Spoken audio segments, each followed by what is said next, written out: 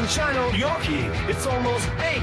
The sun's climbing high, don't delay or be late. In the realm of adventure, of myth and a dream, it's time for another Tales Over Coffee stream. So Yorkie's a game of tales rich and bold. As the morning unfolds, keep a death count to hold. He'll keep on pushing till he wins every fight. Let's put a pep in our step and start the day right.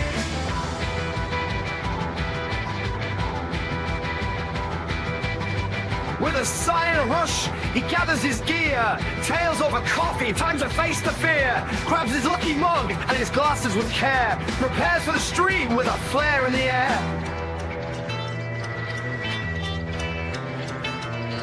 Old Yorkie's the game of tales rich and bold. As the morning unfolds, keep a death count to hold. He'll keep on pushing till he wins every fight. Let's put a pep in our step and start the day right. So tell us, Yorkie, what game will it be? Sci-fi or horror or high fantasy? Old Yorkie's ready with a weapon in hand to conquer new quests or make his last stand.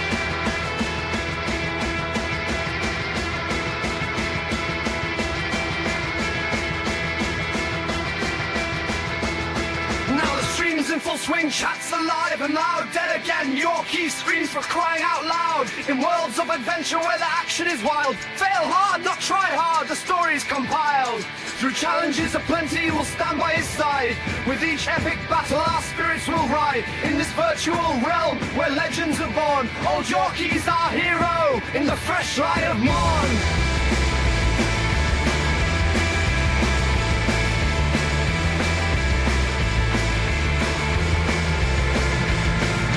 Yorkie's a game of tales rich and bold. As the morning unfolds, keep a death count to hold. He'll keep on pushing till he wins every fight. Let's put a pep in our step and start the day right. Through realms of legend and challenges so grand, Yorkie takes the lead with a weapon in hand. With laughter and wit, he faces the day, counting each mishap as he finds his own way.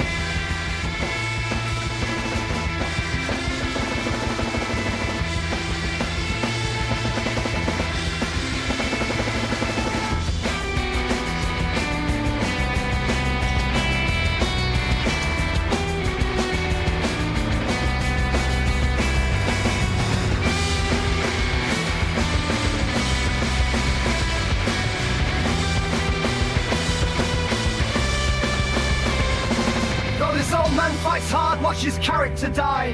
How much will he progress now the stream's end is nigh? In this virtual realm where legends are born, old Yorkie's our hero in the fresh light of morn. Old Yorkie's the gamer, tales rich and bold. As the morning unfolds, keep a death count to hold. He'll keep on pushing till he wins every fight. Let's put a pep in our step and start the day right. As the sun rises higher and the morning draws on, old Yorkie wraps up, but the adventure's not gone. Reflecting on battles, both won and lost, he signs off with a smile, no matter the cost.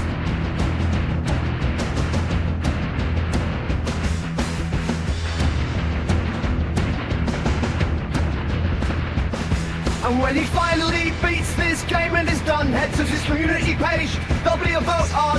Say thanks for the views, he leaves the next game to you. A poll for the next game, there on YouTube. Join us each morning for Tales on the Stream, with old Yorkie in charge, living out the dream. Keep track of the mishaps in this gaming delight, in the world of adventure in the dawn's early light.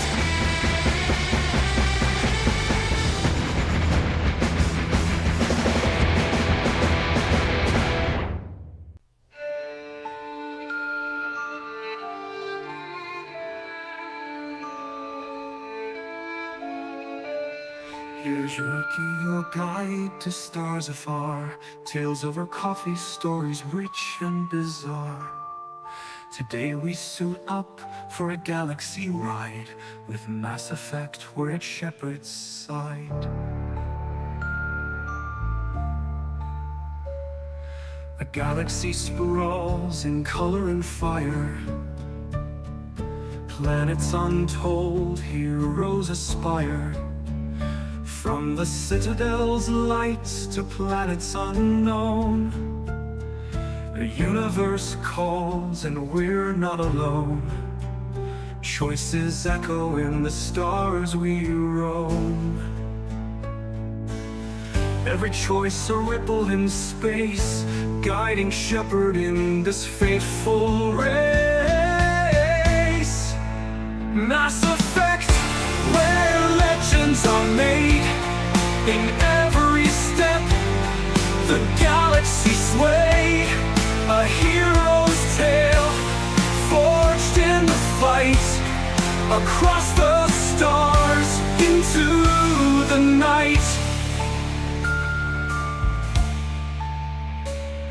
A squad by my side, loyal and fierce, each with a past and secrets they pierce.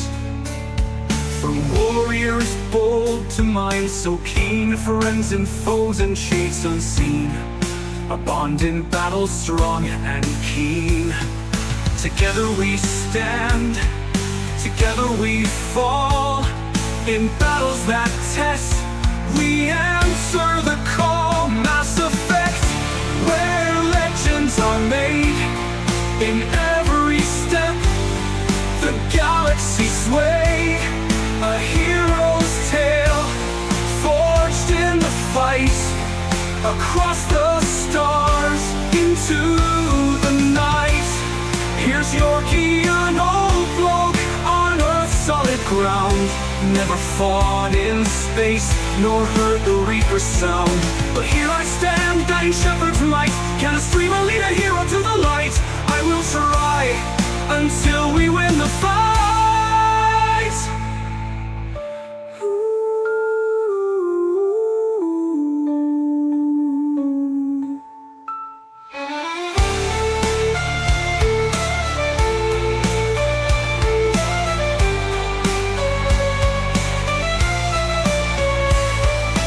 Choice a path, every step a test. Loyalty lost and hearts at rest. In a galaxy torn, decisions fall. Echoes of power, great and small. Each choice we make answers the call. In every decision, Shepard's fate resides. The galaxy waits as each choice divides. Mass Effect, where legends are made. In every step, the galaxy swayed. A hero's tale, forged in the fight. Across the stars, into the night. Thanks for watching, dear friends and crew. Hit like and sub to see it through. Leave a comment, share the cheer. Help us grow, bring more next year. So grab your coffee, join the stream. We dive once more into Shepard's dream.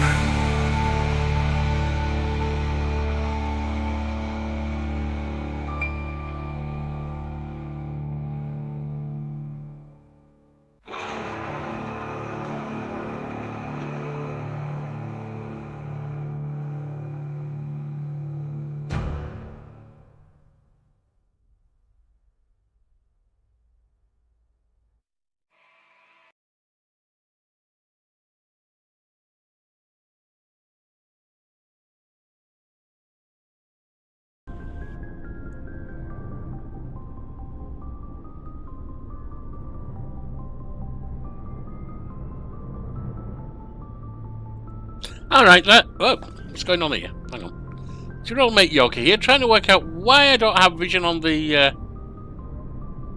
game. Because I should have. Let me have a look. Still have a in.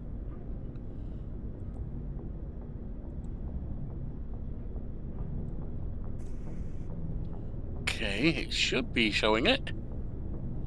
And it's not. What the hell? Oh, there it is.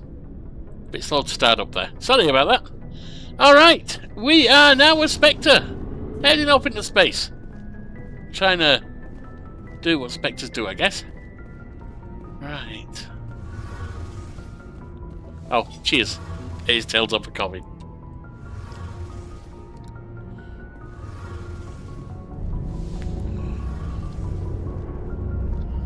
Hey, Commander, you know that Quarian, Tally? She's been spending all her time down here asking me about our engines. Is she I'll bothering tell you? her to leave you alone. What? No, she's amazing. I wish my guys were half as smart as she is. Give her a month on board and she'll know more about our engines than I do. Sounds good. She's got a real knack for technology, that one. I can see why you wanted her to come along. She's useful. I figured she'd be a real asset to the team. You got an eye for Tally, Commander, but I'm guessing that's not why you came down here. Let's see what we can see. Stealth Fill systems. me in on the IES stealth systems. How does it work exactly? You can't hide a ship out in space. They emit too much heat and radiation. Too easy for sensors to pick them up, unless you find a way to capture those emissions. So our stealth systems trap the energy we give off in storage sinks built into the ship itself. No emissions to give away our location. Eventually the sinks have to be vented. More than a few hours silent running and they overheat. Cook us inside our own hull. So we're invisible? There's no way for anyone to detect us? A visual scan can still pick us up. Anyone looking out a window can see us plain as day. But you have to be pretty close to get an actual visual out in space. Most vessels rely on scanners. As long as the stealth systems are engaged, they can't see us. Not unless we accelerate to FTL speeds. Why doesn't it work with faster than light travel? Cranking up to FTL blue shifts our emissions, pushes them into frequencies too high to capture Got in it. sinks. As soon as we make the jump, it's like setting off a flare. Sensors can pick up our location whenever we enter or exit FTL flight, but for short-range missions, our stealth systems are amazing, and we've got the only one. Where else have you served, Adams? If you name a class of Alliance ship, I've probably served on it. Everything from dreadnoughts and carriers right down to frigates like the Normandy. My last assignment was on the Tokyo. Versatile Only engineer, a then. cruiser, but she was a good ship. Couldn't hold a candle to the Normandy, though. I want to know more about the Normandy. She's the best ship I've ever served on. Probably the fastest vessel ever designed. And she's the only one using the new Tantalus drive core. What's so special about the Tantalus drive core? Proportionally, it's about twice the size of any other vessel. Not only are we faster, we can run at FTL speeds longer before we have to discharge the core. Fair Carry enough. on, Adams. Aye, aye, Commander. There's a bit of a codex. And here's Talia. Your ship's amazing, Shepard. I've never seen a drive core like this before. I can't believe you were able to fit it into a ship this small. I'm starting to understand why you humans have been so successful. I had no idea Alliance vessels were so advanced. We can be adaptable. The Normandy's a prototype. Cutting-edge technology. A month ago, I was patching a makeshift fuel line into a converted tug ship in the flotilla. Now, I'm sitting on board one of the most advanced vessels in Citadel space. I have to thank you again for bringing me along. Traveling on a vessel like this is a dream come true for me. I had no idea you found ship technology so interesting. It comes with being a Quarian. The migrant fleet is the key to the survival of my people. Ships are our most valuable resource. But we don't have anything like this. We make do with cast-offs and second-hand equipment. We just try to keep them running for as long as we can. Well, there's a certain Some of the ingenuity fleet's to larger that. vessels date all the way back to our original flight from the Geth. I can't believe your fleet's still using ships that are 3 centuries old. They're constantly being repaired, modified, and refitted. They aren't pretty, but they work. Mostly. We've tried to make ourselves as independent as possible on the flotilla. Grow our own food, mine, and process our own fuel. But some things we just can't make on our own. A patch to maintain the hull integrity requires raw materials we just don't have. That's why our pilgrimages are so important. Makes sense. Tell me about your people. Our lives aren't easy. Resources are scarce, and we are constantly on the move. Everything we do must in some way contribute to the continuation of the migrant fleet. There are 17 million Quarians in the flotilla, and each of us relies on the others for survival. The bonds among my people are strong. Unfortunately, we have had to surrender many of the freedoms and civil liberties other species take for granted. It's unfortunate. What kind of freedoms? Well, it's illegal for parents to have more than one child. If our population grows too much, it would strain our resources to their breaking point. Of course, we also can't allow our numbers to become too few. If our population is in decline, the rule against single births is temporarily repealed. In extreme cases of population decline, incentives are even offered to encourage multiple births, though the Conclave hasn't had to take such measures in nearly a century. Now, that kind of thing's been tried in place on Earth. I believe China had a single-child initiative at one point. I don't know how it's worked out anywhere. I could be wrong on China. I think that's what I've heard, though. But how would you police it? Also, assuming there is such a thing as divorce and so on, if a couple stays married for life, or together for life, whatever the similar ceremony is, or similar status is, are they only allowed one, but if they divorce, the new couple are allowed another? Or is it once you've had a child, you can't have another with anyone? Assuming it's once you've had a child, you can't have another with anyone, then you're going to end up with less than one birth per two people, which is automatically in decline. And assuming, you know, you can have multiple but with different people, well, as I said, you know, you separate and then get with someone else, that new couple, those new couples can have them, then that's not much of a control, is it? In fact, it might encourage people to do that if they want to have multiple children. I don't know. That's your government. The Conclave is our civilian branch of government. Each ship can elect a representative to serve on the Conclave and make decisions that affect the fleet as a whole. On matters that affect an individual ship, however, the captain has the final say. It's a tradition that dates back to the early days, when the fleet was governed by martial law. Fortunately, most captains nowadays are smart enough to have an elected council from their crew to give them advice and guidance. So the ultimate power rests with elected officials. In practice, the Conclave and the respective council for each ship tend to set the rules that govern our daily lives. But in theory, we are still under military jurisdiction. The 5 top-ranking military officials in the fleet serve on the Admiralty Board. These 5 have the power to overrule any decision by the Conclave in case of emergency. To do so requires unanimous agreement among the Admiralty, and they can only do this once. After that, the entire board must resign their posts. It's a safeguard that served us well. In nearly 3 centuries, the Admiralty Board has only overruled the Conclave 4 times.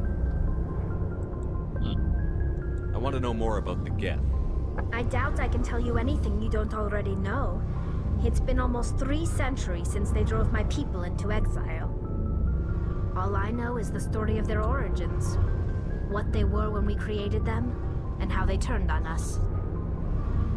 Yeah, you create a thing and it then drives you into exile. Effing chap for the Quarians.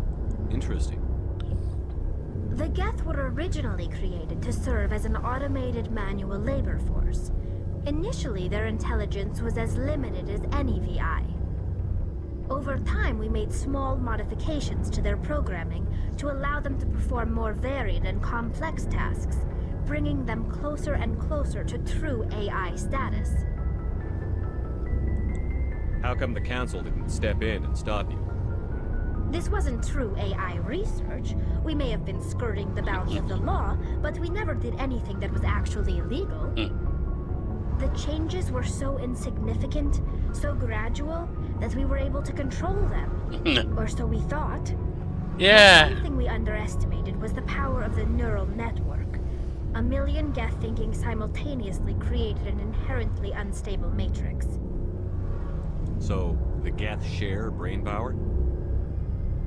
Many of the Geth's logic systems were designed to work in concert with other nearby Geth. Basically, the more of them you have in a group, the smarter they are. So there's some sort of group consciousness? It sounds like it. No, nothing like that. They cannot share sensory data or information. Their programming cannot handle that much simultaneous input. Each Geth maintains an individual awareness and identity. The neural network only operates on a process-based level. It's basically the synthetic equivalent of a subconscious.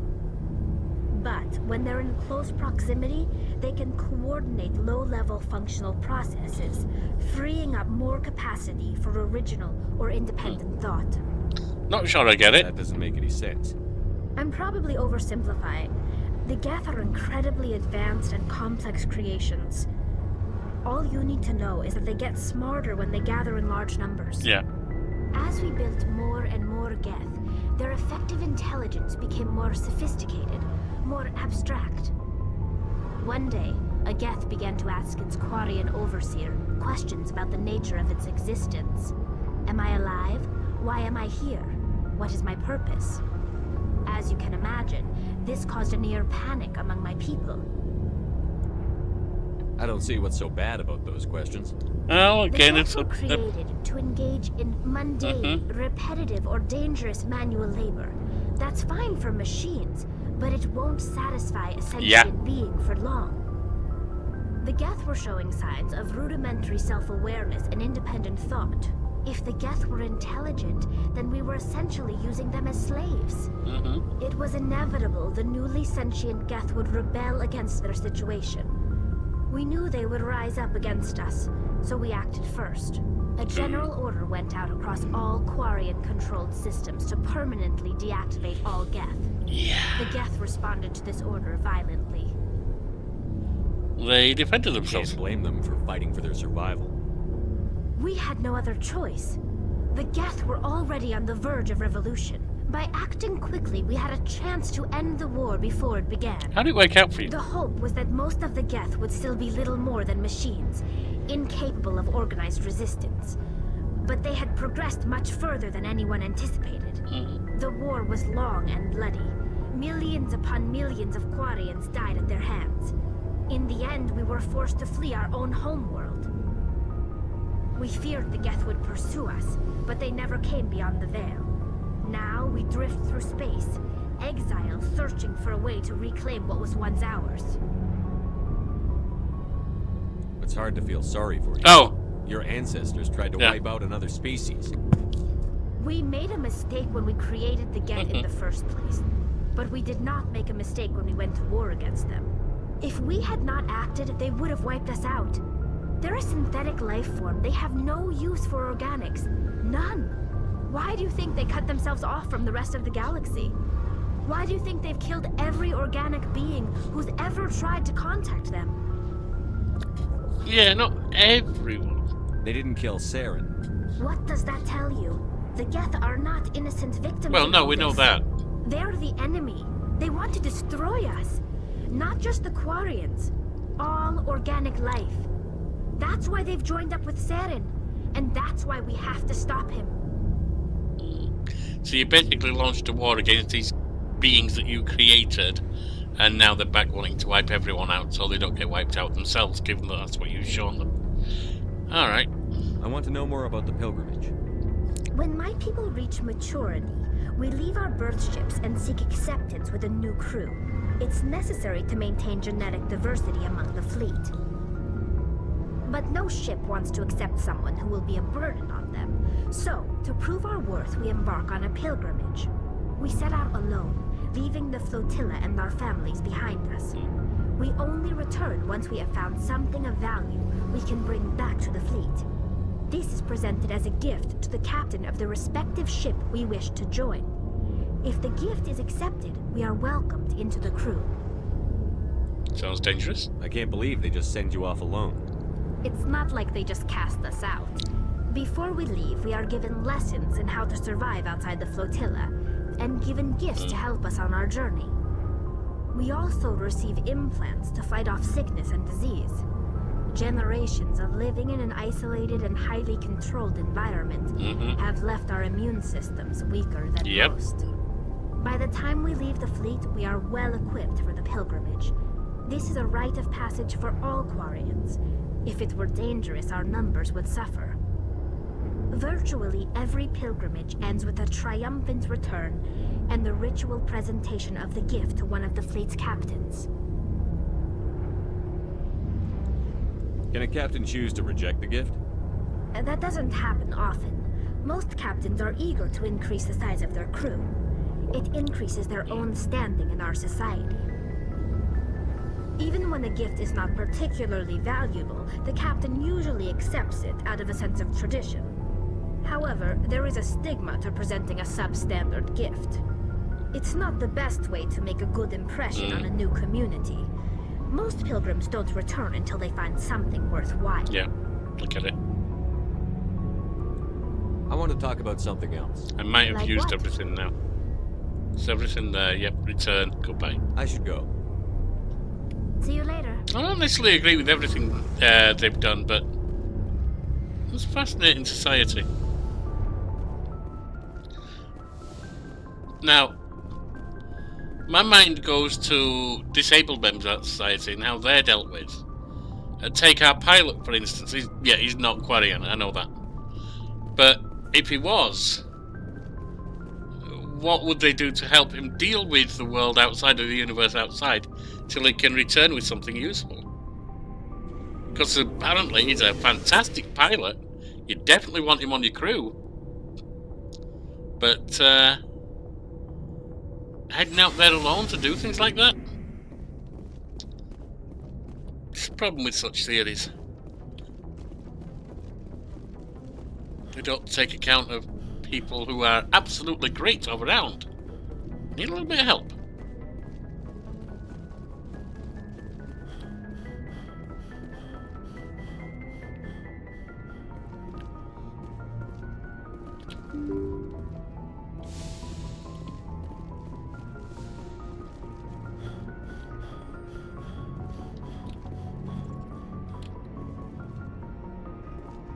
Oh, it's this side, is it? Yeah. And this is, I assume, how we drift across the galaxy. Supposedly constructed by the long extinct Protheans, this colossal deep space station serves as the capital of the Citadel Council. Gravity is simulated throughout the rotation, and is a comfortable 1.02 standard Gs on the wards. They're like 0.3 standard Gs on the Presidium ring. Well, that's going to take some adjusting. Total length, okay. Fine.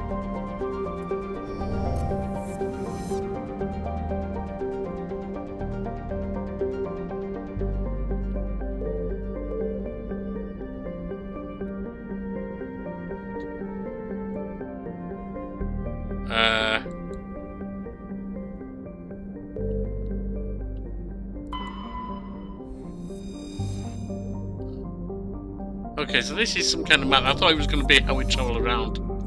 It doesn't look like it. It doesn't look like there's any way to go anywhere here. Oh, maybe. Gonna come out again.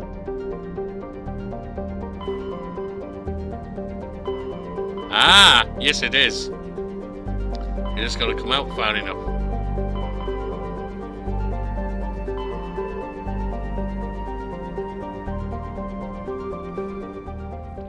Right, we'll go back to that in a minute. I want to see where we need to go. Artemis Tau, Novaria, Veros,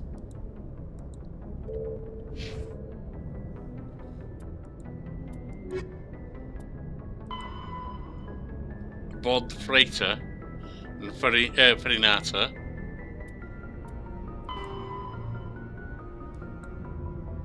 Century System. Antaeus for the survey team.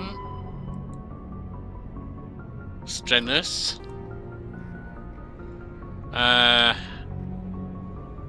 Hydra. So we've got things all over the place, basically.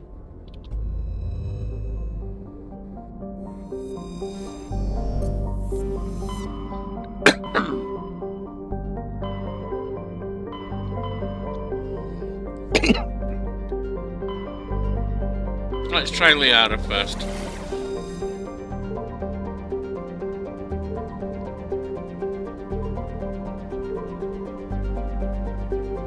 Not sure which we need to go to. We'll go to Macedon.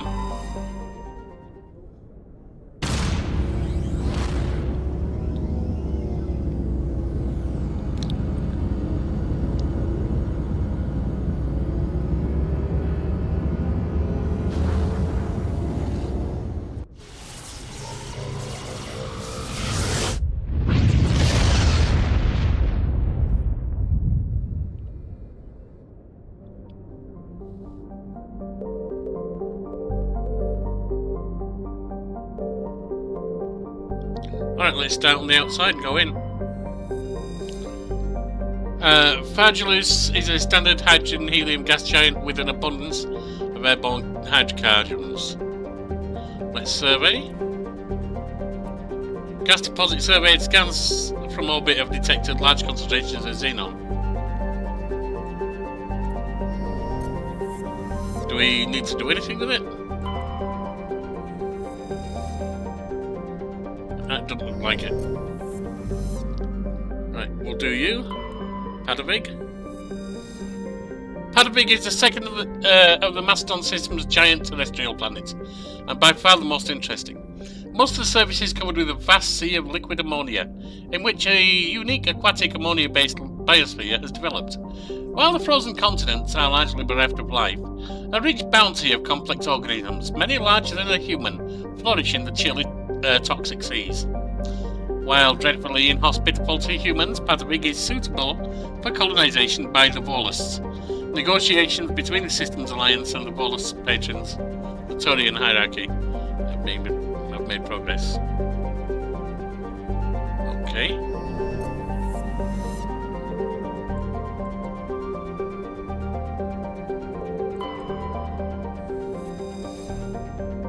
Podolon is an enormous terrestrial planet, half again the size of Earth. Despite its thick atmosphere, the weak output of the red dwarf Macedon leaves the surface biting cold. The crust is mainly comprised of silica, but significant deposits of iron and other industrial metals are present. These lodes may prove rich enough to be profitably mined, despite the heavy gravity. Okay. Matriarch's writing recovered. You were scanning the planet Podolon when a strange signal came from orbit. Navigator Presley determined the signal was from an ancient beacon. Your salvage team brought the beacon aboard and found one of Matriarch Dilianaga's writings in its storage compartment. Sure that's useful. Warning, level 1 pressure hazard. Sharjila has a very dense atmosphere of ammonia and oxygen. Its temperature surface is mainly composed of alumina, with deposits of sulfur. Convoys in the system have recently logged a number of unregistered vessels operating nearby. This one we can land on.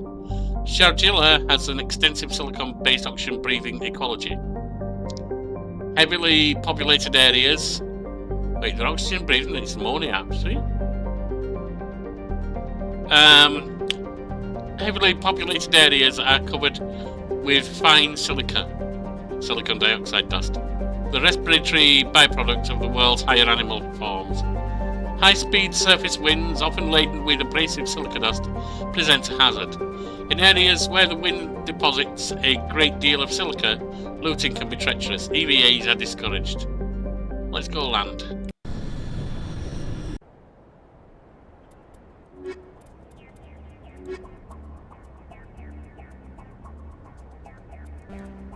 Can only have two.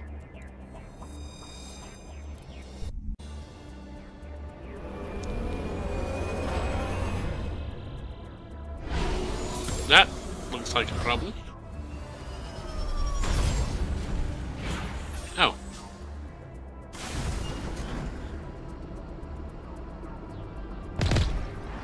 Okay. Do we know where we're going?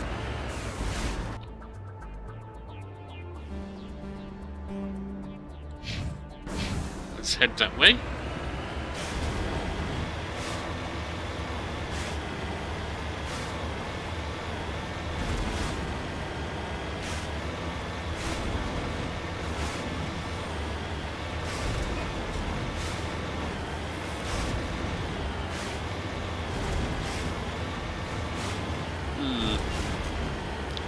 How do we get up there, I wonder?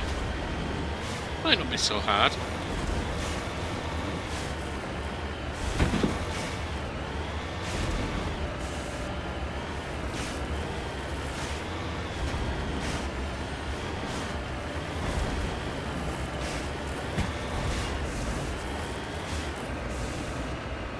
Oh, doing okay so far.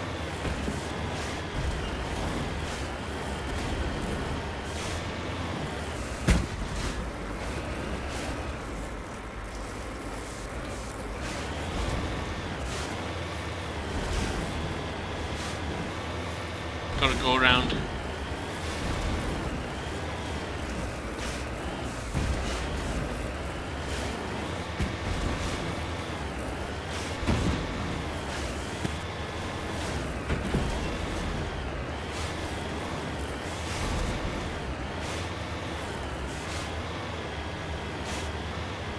Feels like extreme stunt driver or something.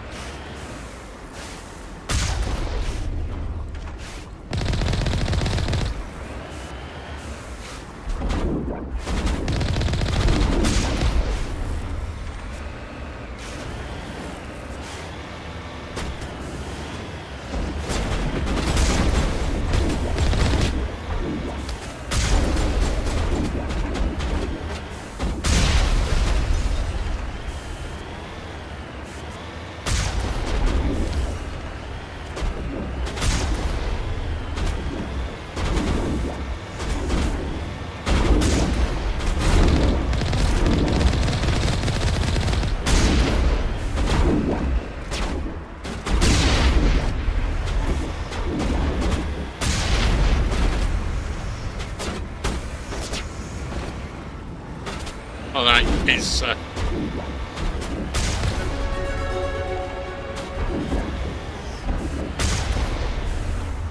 that's you done.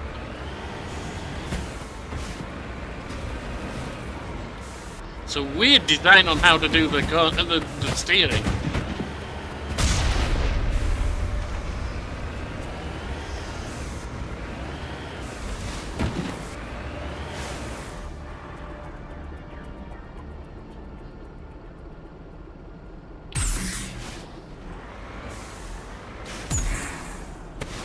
Okay. How do I get out?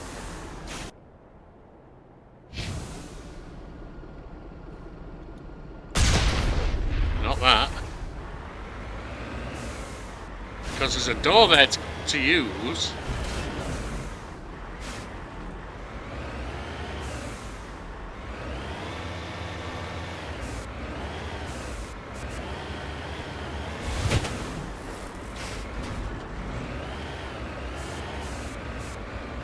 Let me look up the controls, because I need to get out to get at that, don't I? Options. Key bindings. Not in combat. Vehicle. Exit vehicle is Q, okay. Heading to position.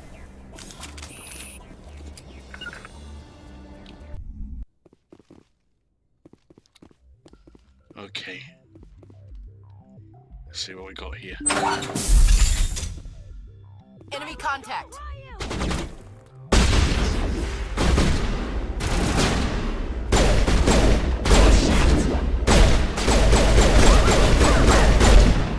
And that was bad. Alright, try again. Maybe don't run forward so much this time. Oh god, do we have to do this whole thing again? Alright. Not a problem.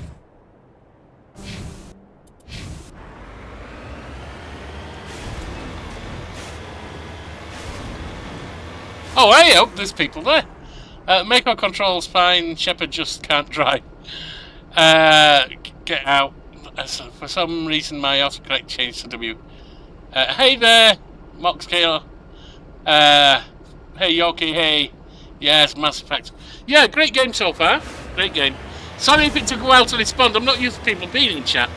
Still a very, very, very quiet channel. Anyway. Yeah, whoever said I can't drive. Yeah, I won't disagree with that. It's taking some getting used to some of the controls. Normally, if you're facing backwards with your turret, it doesn't change how you're steering, but here it does.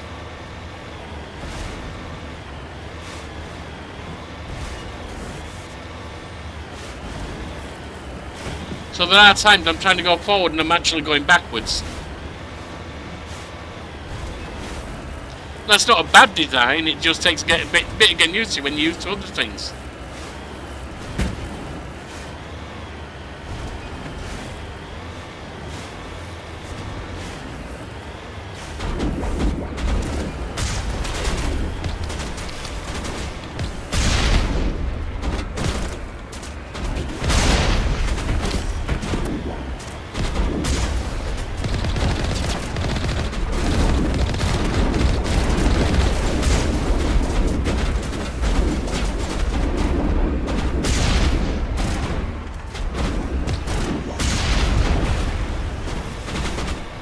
Round we go.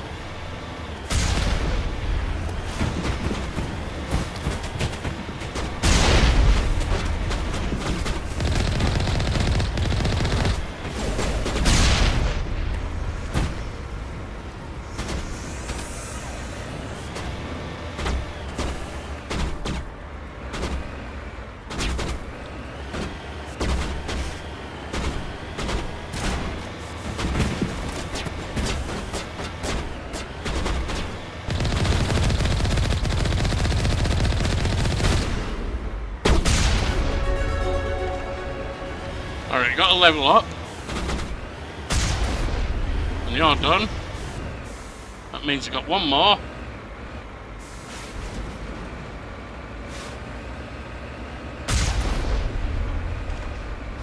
Gotcha. How do I like the new Life is Strange? Interesting question. I found the ending weak. I found the whole game fascinating and good. But I found the ending kind of weak. And I didn't find it as emotionally involving as a lot of the Life is Strange. So one or two moments that got me. But out of all the Life is Strange games, I've loved Life is Strange 1, Before the Storm, True Colours, and hated Captain Spirit and which was a little spin-off from Liz 2. I hated Liz 2. I would put this above Liz 2, but below True Colours. That's not this, I mean Life is Strange 2. Life is Strange. Double exposure, rather.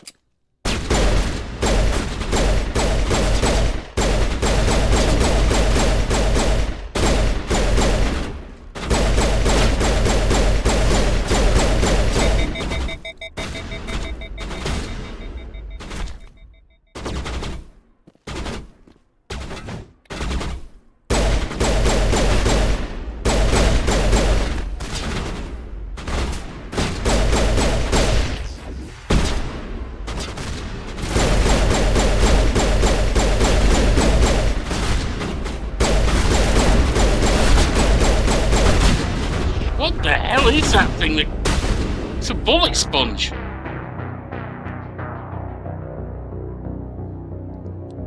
I should have done. Thank you.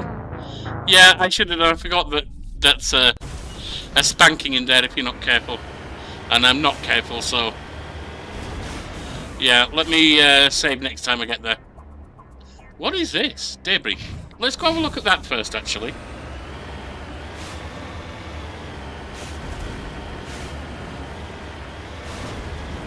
Let's go have a look at the debris.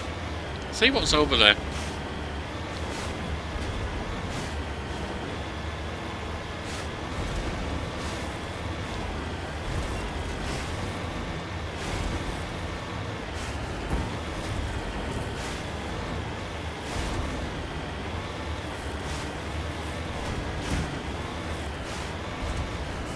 That's not really the way, is it?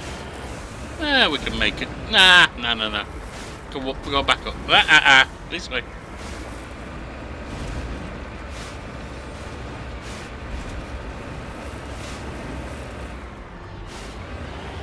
Then round we go. Explore items often gives you credits in. Okay, thank you. Likewise, is there any point on looking at the planets that are scanning planets? Because this is the only one I've seen that you can land on so far. Now, I haven't looked at many, but there was some that you could scan. I don't know what that does for you. Is this it? This is it.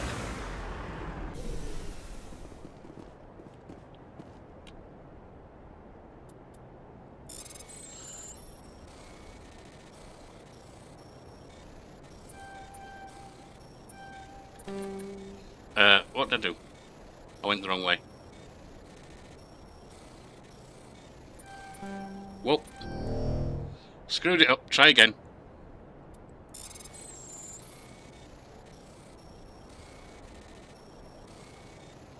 There's a big gap.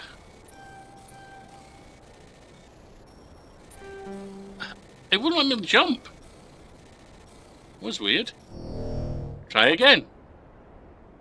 I could use the Omnigel, but I don't want to, because this can be done without.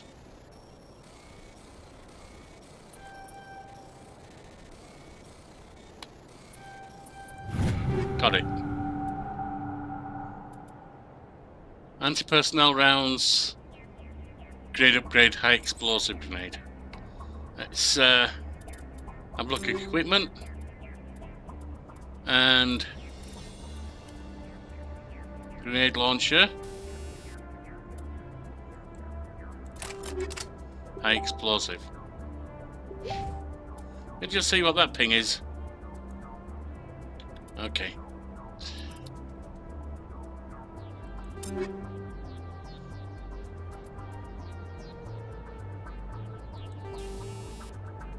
Anti-personnel rounds. Still getting used to this, sorry. Equipment, sorry.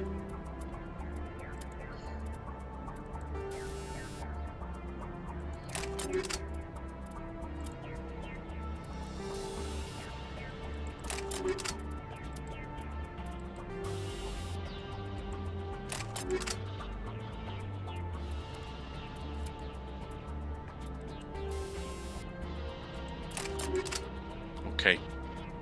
Someone's messaging. Scanning gives you resources. ME1 resources are only used for quest, but it's neat. Okay, cool. Also, there are many planets to land on, usually one per system. Yeah, this is the first system I've been to. That's why I said I haven't been far, but I've seen a couple to scan. That's why I just wanted to know.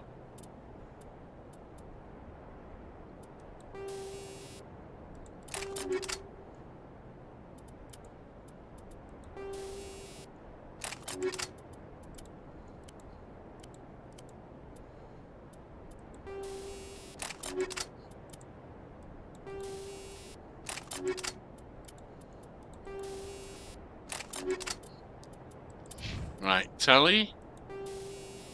I think I might have used everything actually. Yeah.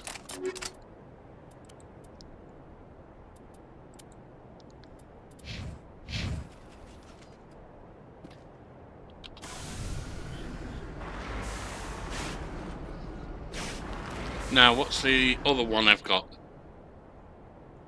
There's something over here that I don't know. Might as well take that in.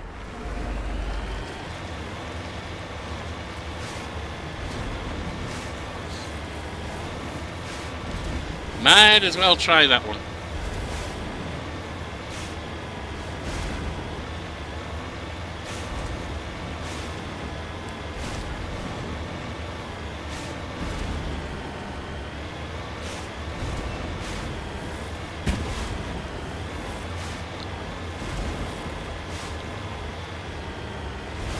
And then we'll go out to the base.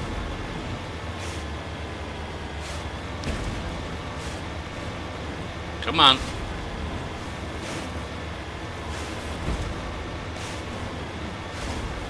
upgrade Universal to their item. So if they're all using Ash, therefore, yeah, that's what I figured. I figured it will pick more up over time, so I don't mind too much. Have I come the wrong way? No, we're right. What's this? Mako? We'll find out, I guess.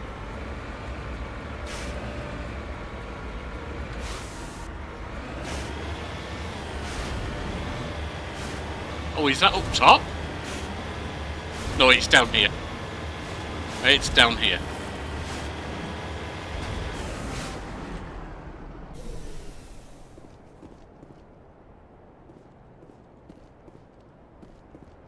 Ah.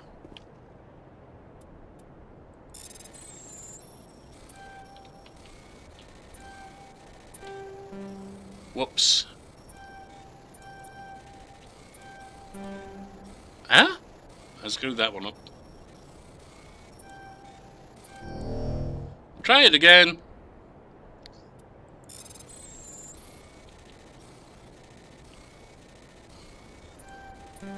No. That was annoying, because I thought I made it.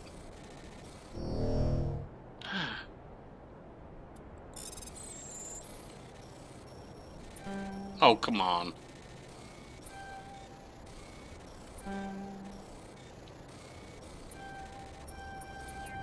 Made it. Matriarch's writings recovered. It's not clear who lived here, but it appears to have been abandoned for some time. The container in the tent held, among other things, one of the Matriarch's Deligna's writing. Okay. So we got that one.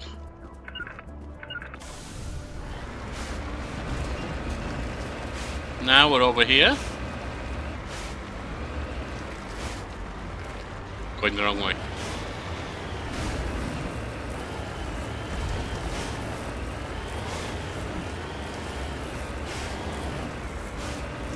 Can damn near go vertical in these things, so that's okay.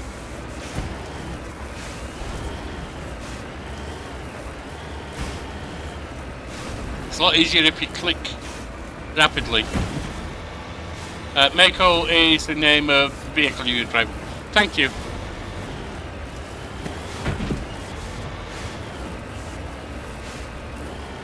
It is a fun game. It takes a lot of getting used to. I mean, remember, I'm old and crap and senile. So, it takes a lot of getting used to, but it is a good game. I'm really enjoying it.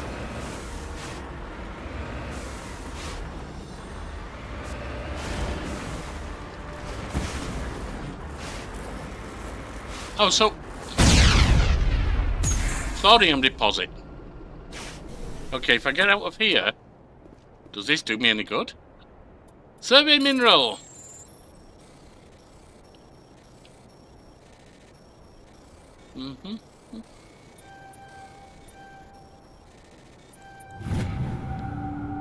Base element surveyed. You have successfully surveyed a large deposit of thorium. Okay. Off we go. Now, I believe we go straight for the base.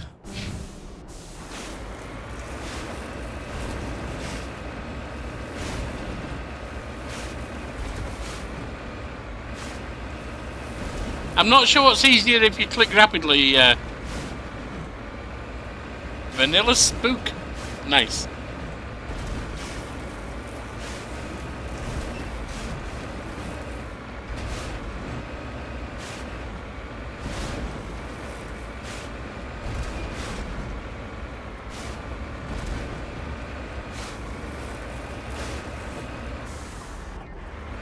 Just turn it around so I don't have to reverse my steering.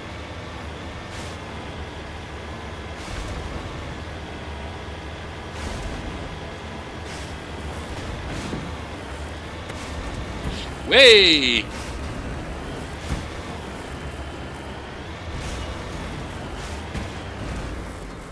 Yeah, that's a bit too severe a climb for it.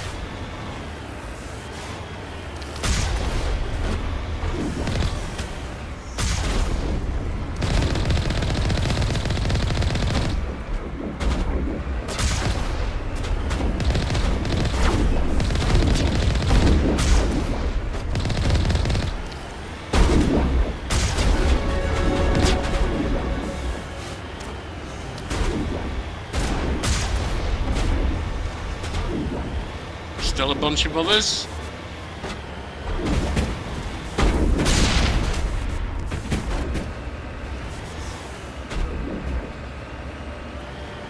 Where are we going? 2 round the back?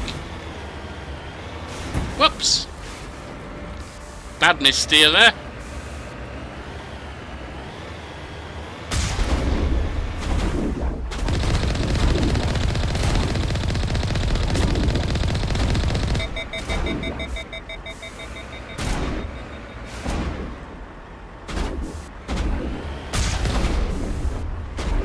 There you are. There you are. All done. Right. Get out.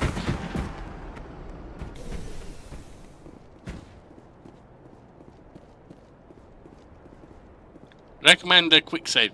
Yeah, I'll just step inside but not open the other door. Then I'll do a quick save. Thanks for the advice.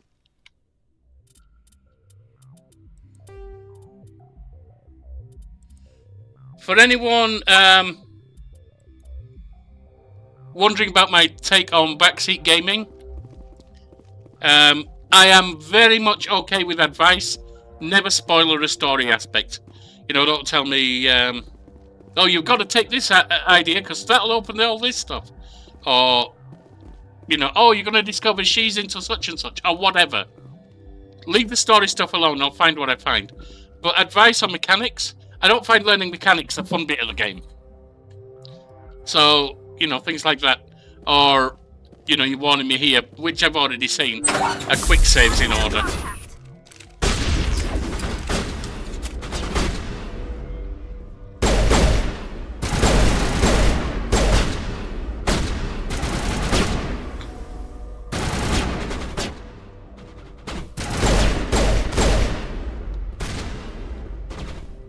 Not my line of sight.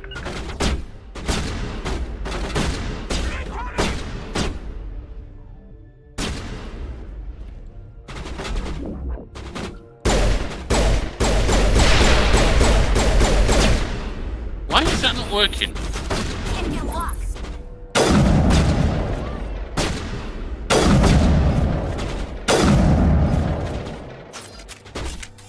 I'm a bit confused as to why that's not working, but okay. I've lost contact.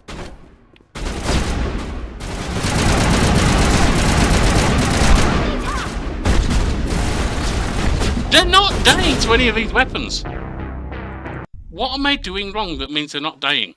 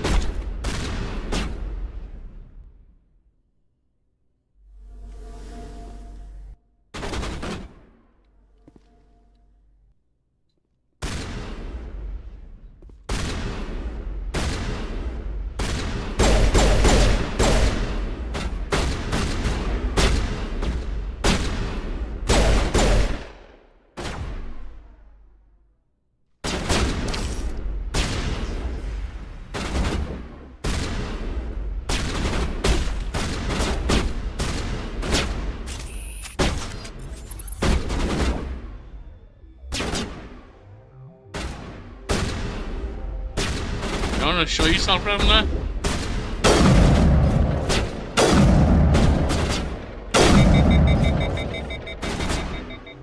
Right, my shields are down.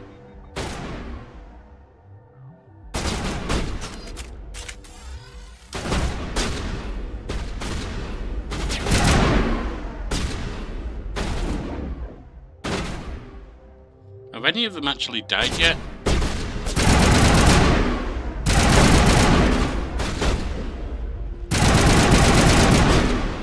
They're not taking damage. Is it missing entirely?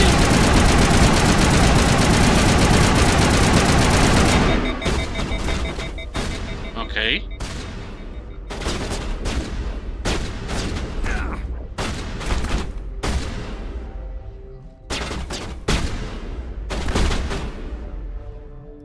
There is one over here. Shields down.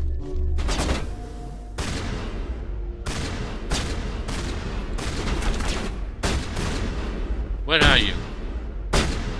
I don't see him. He's round here, or she's round here somewhere.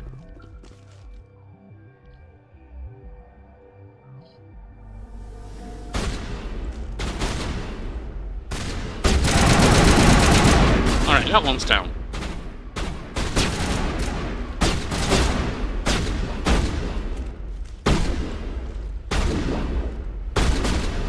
Lock shields.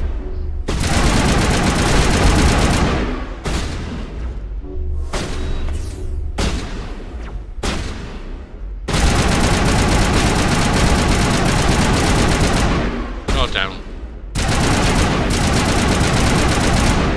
You are now.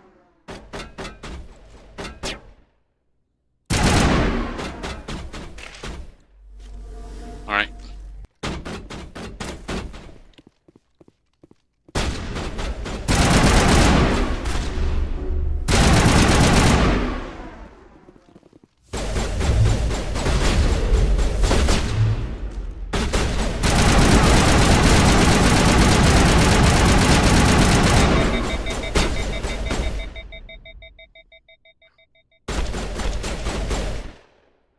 Where are they coming in from?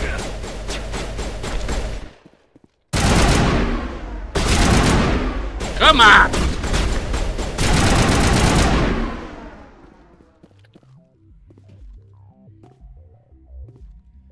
Okay.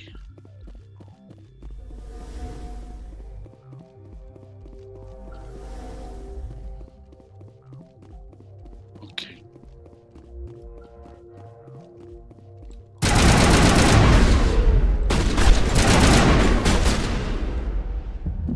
Okay. Got the med gel. Negative contacts. Have you used any power yet? I keep forgetting they exist, to be honest. I think I used one a while back and it didn't seem to do what I thought it might, but I probably just completely misunderstood it. I can't remember which it was now. What is that glowing thing? I don't know.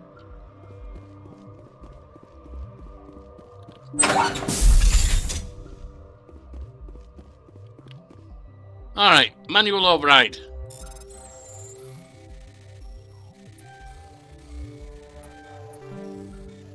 Oh. Just use the things, Yorkie. Why is it moving? Oh, because I'm accidentally moving the mouse. Alright.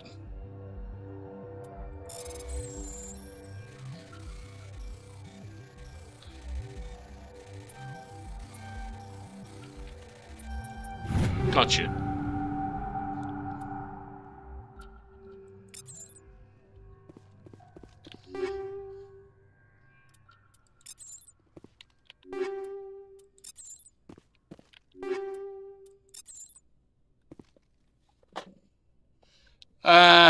Very useful in combat. The glowing thing is letting you know you can shoot the tank and it'll explode. Oh!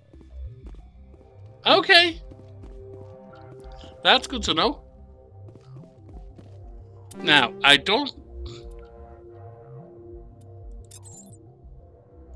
know that there's anything better. Avenger 2. Storm 1 versus Hurricane 2. That's not much of a difference. The accuracy and heatsink are down. The other is up.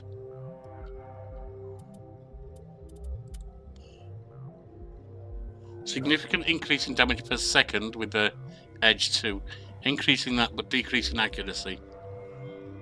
We will take the Edge 2. Or the Striker 2? Not Striker 2. Edge 2.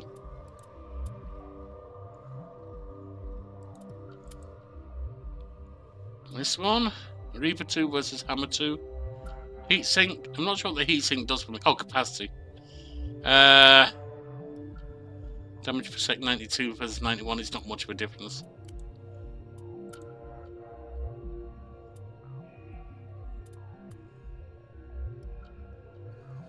Shields are a lot weaker.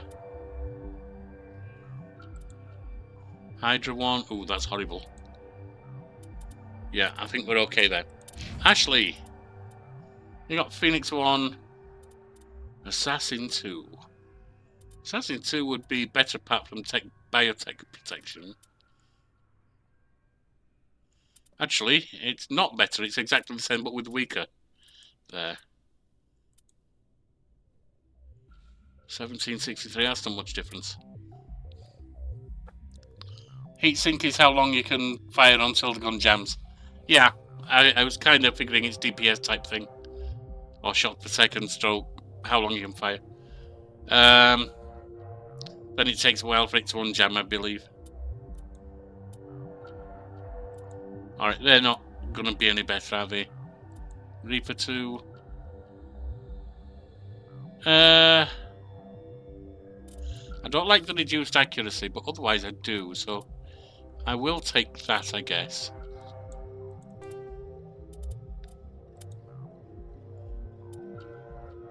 Striker 2 is weaker there.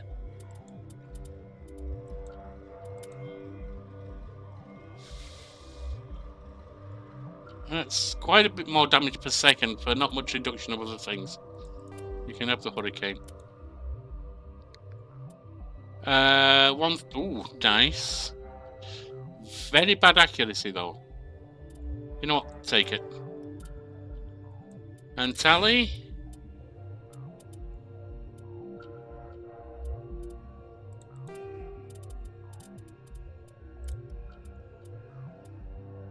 Storm 1, Hurricane 1. This is shotgun. Oh, the Storm 1's exactly what you've got. Kessler versus Strike. Striker 2, no. Sniper rifle. That's not much weaker there, but it's quite a bit more damage. I'll give you that. And you've got nothing extra. Okay.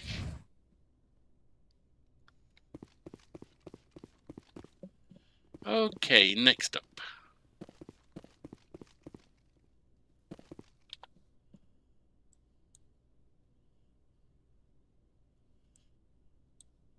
A journal is behind us. You lead. I'll follow. I'm not asking you anything. Yeah. How to get the journal?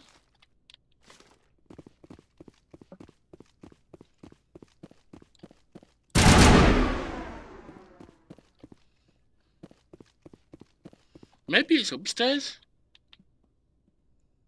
But it seems to be through here. I'm confused. What am I missing?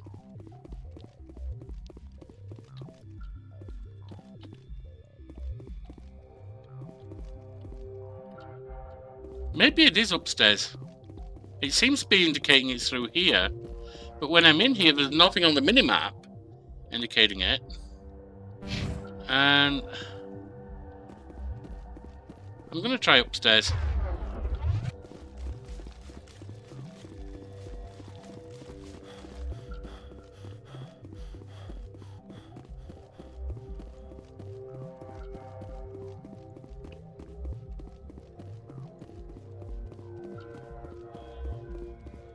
Oh, there's an explosive. I see what you're saying.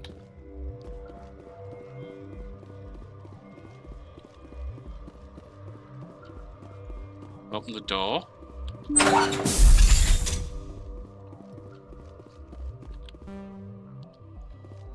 Hardened storage lock and decryption too low.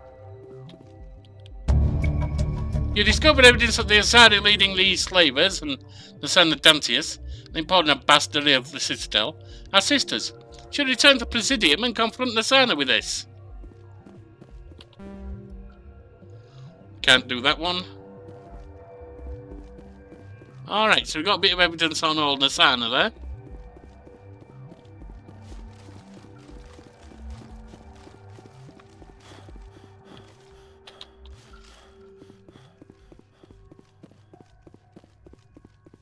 I don't like the fact that This is a minor complaint given how much I love the game. I don't like the fact that the sprint key space is also tied to take cover, use, and various other things. Equipment.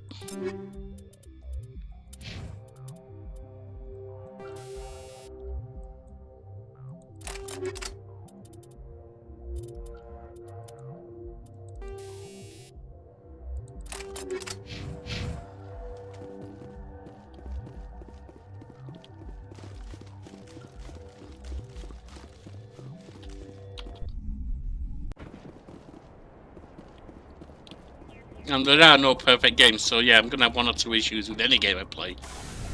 But they are minor with this that I've seen, whereas the enjoyment is major.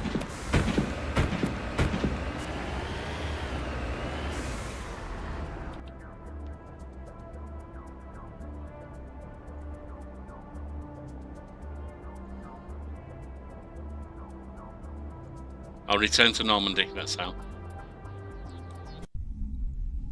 Bit strange. After a while, it becomes more tolerable. Yeah, I mean that's what I say. It's an irritation in a great game. It's not a big deal. Right. So that was that one.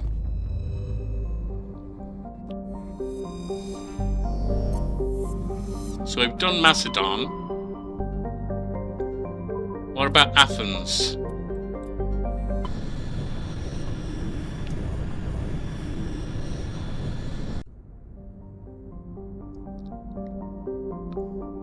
Starting on the outside, we've got the gas giant here. Circe, a modestly sized hydrogen-helium gas giant with trace of sulfur and chlorine. Excuse me, my eyes are itching. These give it a striking yellow-green tint. As the development of the Proteus colony continues, Circe will likely be developed for helium-3 mining. Continue driving, there are usually more ores to find. Oh, okay. There's not really much. Okay, I think given what you said about it not being much, I'll find them if I find them. And not worry about it otherwise. Gas deposit surveyed. So that gave me something, you said.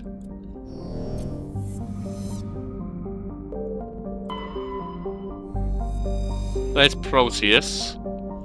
Like the Hannah homeworld, Proteus has more than 90% oceanic cover.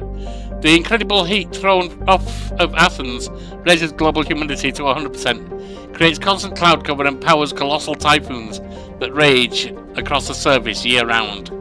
Hot, humid and storm-wrecked, or racked rather, Proteus' rare combination of oxygen-nitrogen atmosphere and carbon-based biosphere nevertheless recommend it for colonization. A pilot program is studying the possibility of colonies below the surface, safe from the worst effects of the weather. Yes, if you open your journal, it's part of a quest. Oh, okay. I must have missed that one.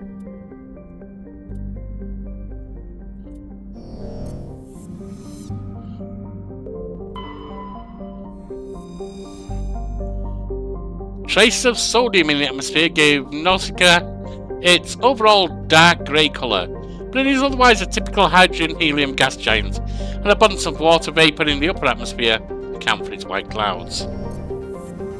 And then we got Salamis.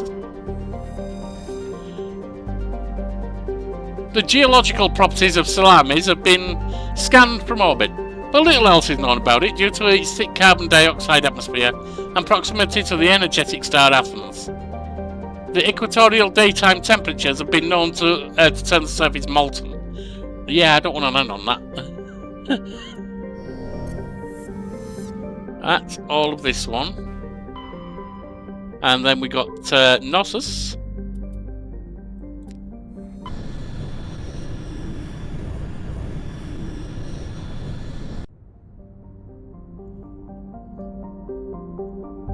Let's start with the gas giant Archineus.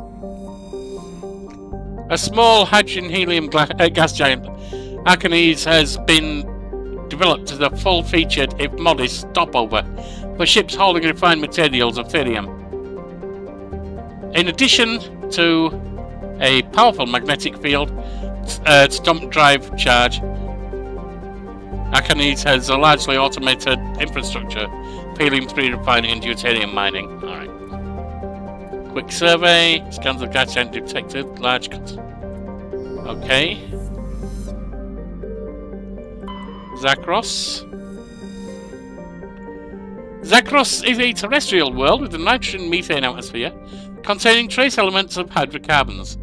Its frigid surface is mainly composed of water ice and hydrocarbon slush.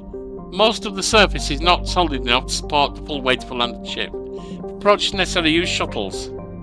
Alright. But it doesn't currently look like it is.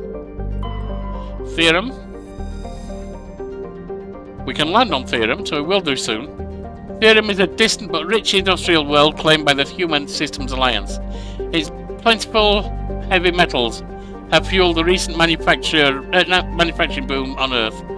Core samples rich with fossils of simple silicon-based organisms indicate Theorem was more habitable in the past than it is at present. Perhaps this explains the many Prothean ruins dotting the surface, most of which have been looted by mining corporations. We'll go back to that in a bit. I want to check out the other planets so I don't forget. Phaistos. Phaistos is a small terrestrial with a trace atmosphere of carbon dioxide and xenon. The surface is scorching hot and mainly composed of sulfur and various silicates. There's little of interest in this desolate world. Amini. Amini is a terrestrial world with an unusually thin atmosphere of krypton and xenon. Its surface is composed of silica with deposits of carbonaceous materials. The initial flyby probe of Amini detected multiple areas at the equator with oddly regular surface protrusions. Closer investigation revealed these as millions of elaborate crypts a few meters below the surface, left by a long-extinct spacefaring species called the Zioff. Many human universities wish to perform archaeological excavations. Council law holds grave sites as sacrosanct, however, and the matter has been tied up in court for a decade.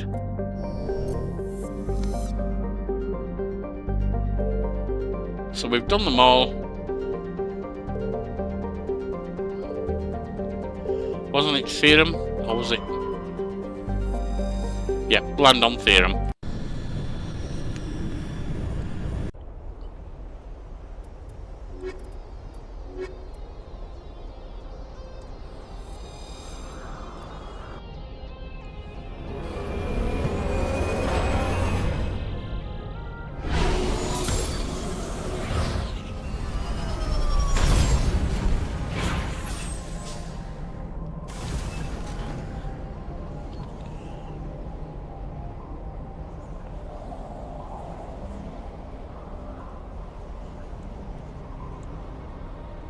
Oh, that's where we are. So we're driving all the way down round. Commander, I'm picking up some strange readings. Really strange, like off the damn charts. It looks like it's coming from an underground complex a few clicks away from the drop zone. That's lava. The floor is lava.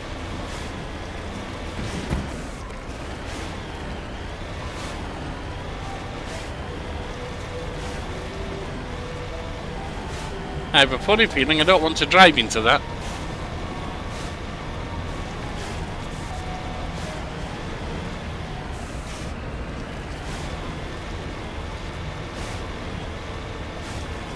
Oh, that's the sun.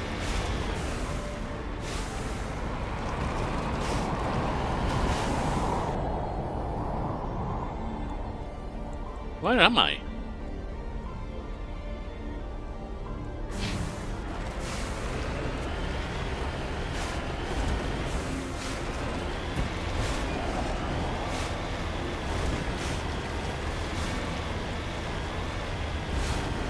You need to turn back, Commander. You're going beyond the range of the operational area.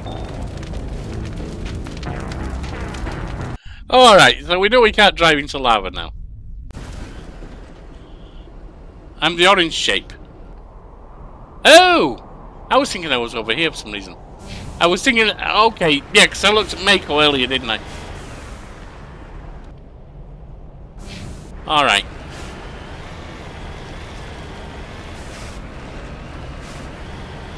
So we know we can't drive into lava because it eats the transport.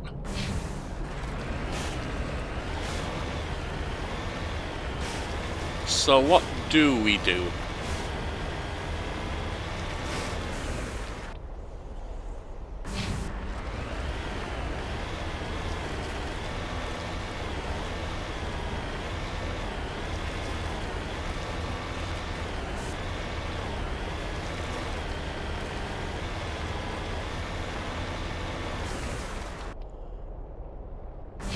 Now it looks like we're turning around here. But I can't really do that because we're driving into lava. Can I go up? Turn back, Commander. You're going beyond the range of the operational area. Okay.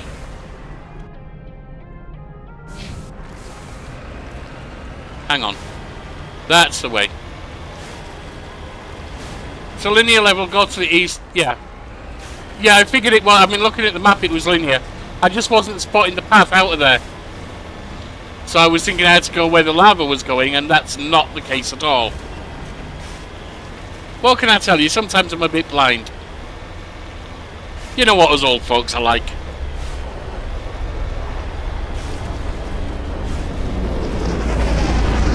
Whoa!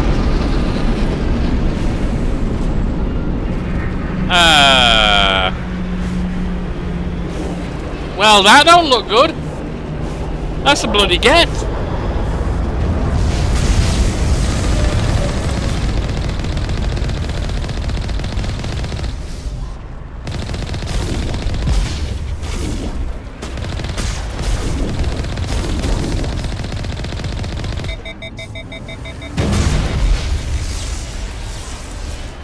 Okay.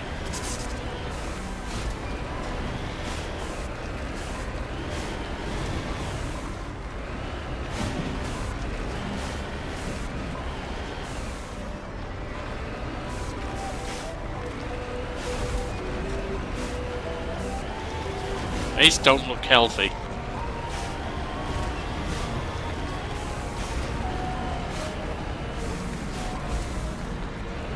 I didn't see what that was. It flashed on and off too fast. This route's a no-go. They have height and cover. Okay.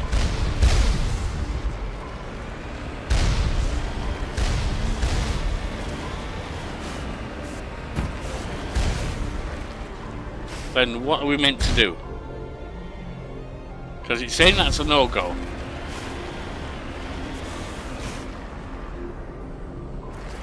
Can I go up the hill? It's not driving to lava.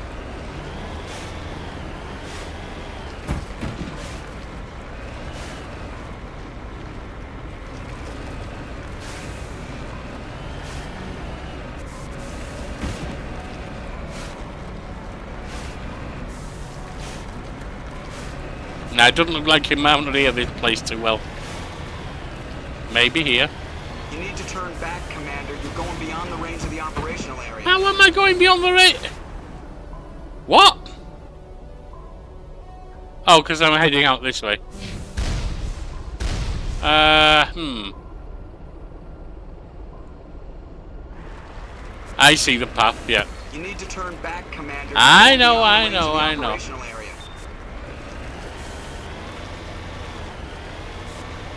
We're going up this... Well, come on!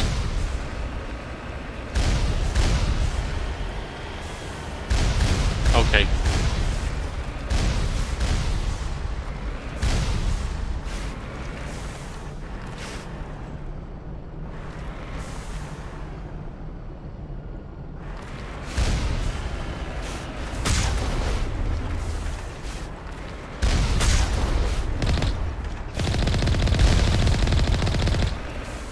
You're down. Next.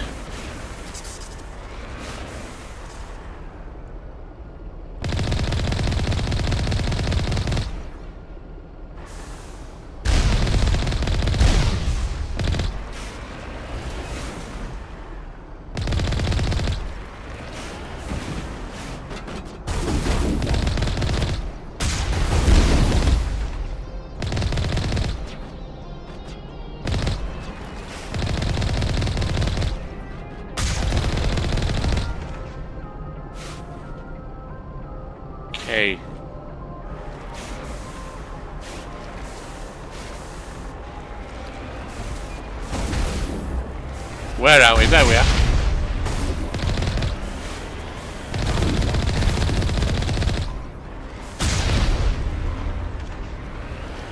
There's still someone here somewhere.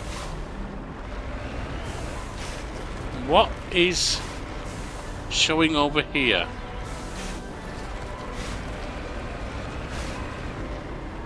Is that these I'm seeing? No, I don't think so.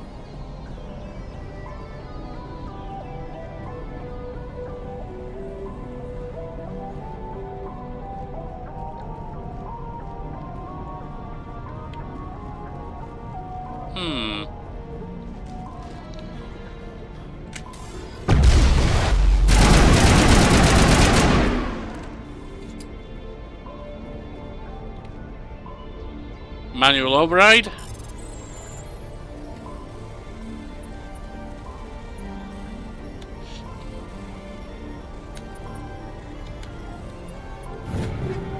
Gotcha. I think I've got all of them, so reduce it to Omnigel.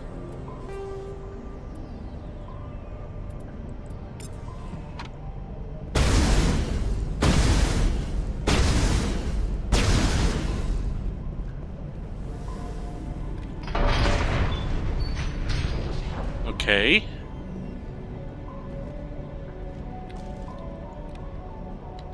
I'm a little busy here.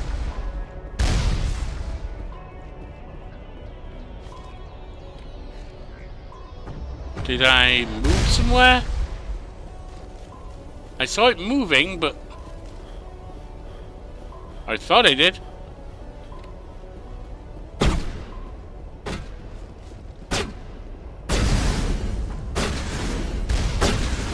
What are you shooting at? You're shooting at the structure.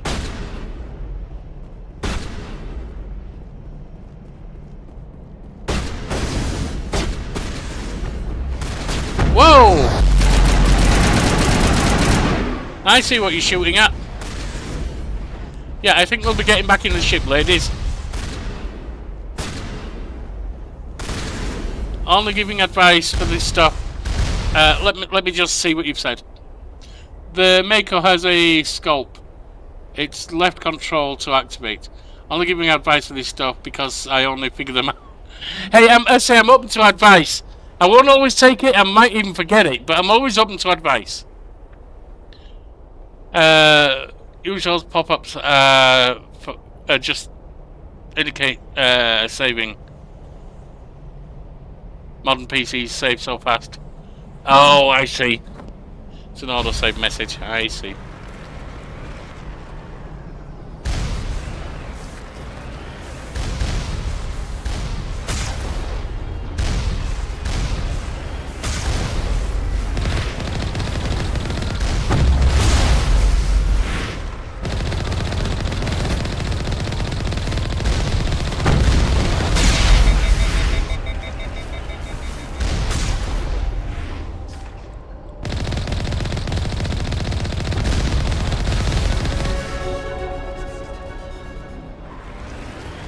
Nice, we got them. Okay. And you said left first. Oh, for aiming. Okay.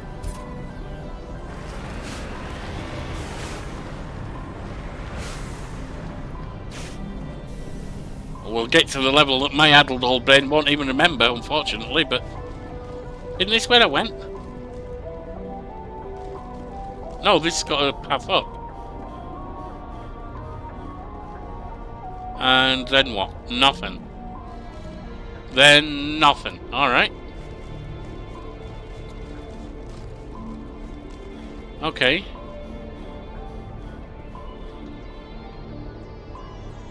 Alright, so I guess we're done with the refinery, maybe?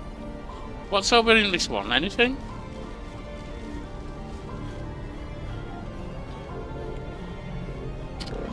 There's some... Whoa!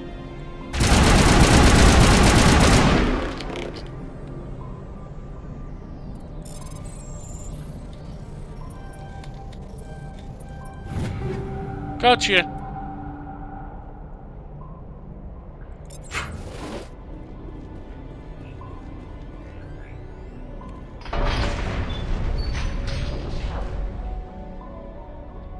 Oh, that's opening things. I get it. Not that we're moving, it's that we're opening stuff. Okay.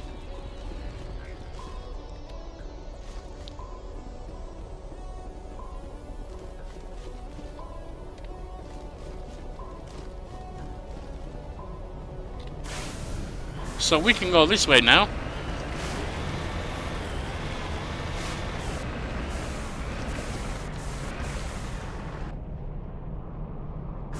Now we're on from the refinery.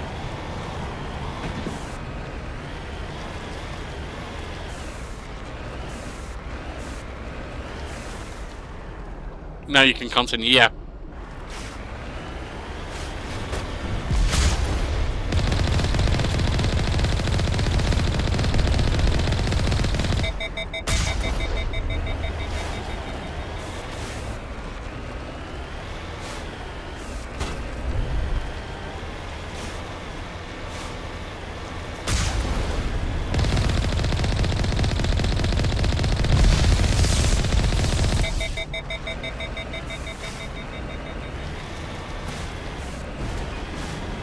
Okay.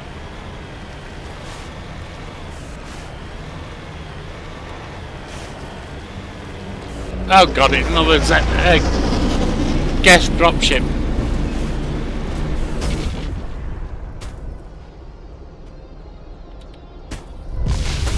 Whoa, I didn't want to do that. Get in.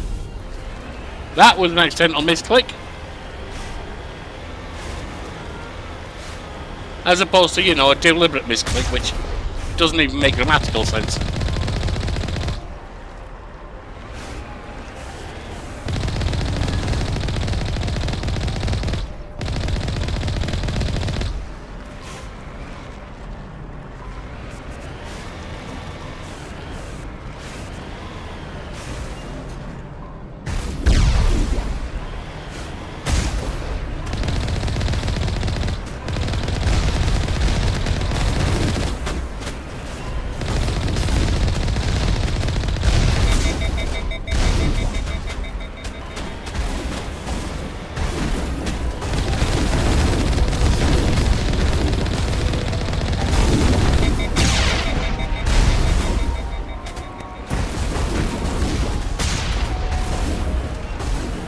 Come on.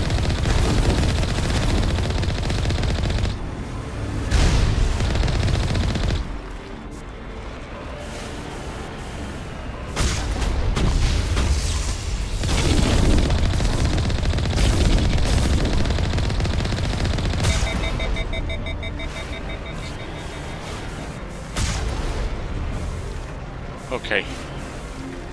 Now we need a ship to repair. I'm doing roleplay.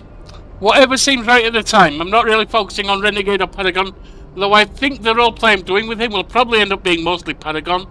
I'm not actually sure of the differences. This is a first playthrough, and it really hasn't introduced the two concepts to me. But the way I'm playing him, the choice in the moment, a good guy, a good soldier. So basically, more or less lawful good if you think in terms of D&D Pathfinder type alignments.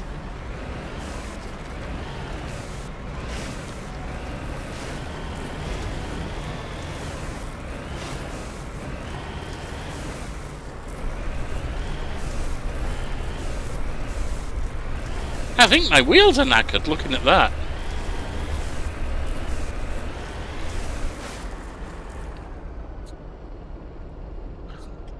Let me just expand the text box I've got here because I'm not reading everything here. Not seeing it all. Nice, so open your squad, gives you more conversation options in perks. There's an information card in there. So if I go to squad here, is this what you mean? Oh, I've got points still to spend. Put you some into pistols.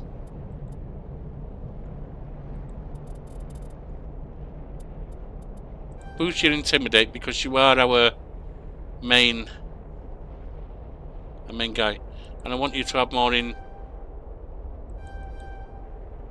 No. Ash? Give you a little bit in pistols and assault rifles so you can use them. Combat armor you're using already.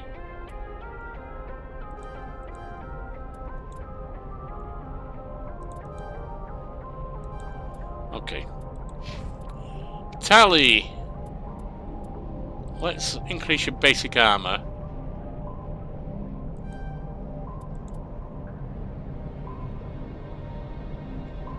Can give you the... Oh, I can't give you the ability to use shotguns just yet.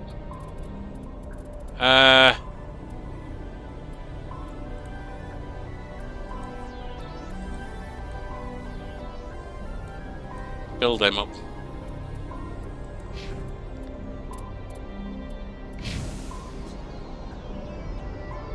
Shaman and Intimidate are the...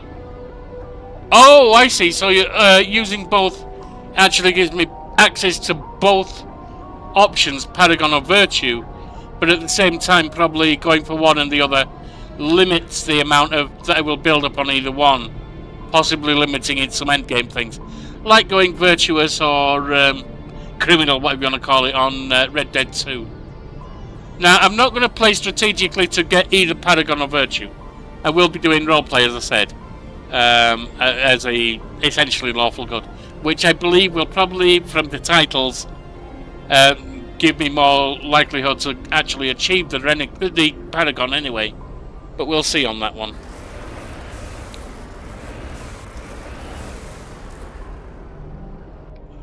Oh, anyway, you said squad. Go to squad.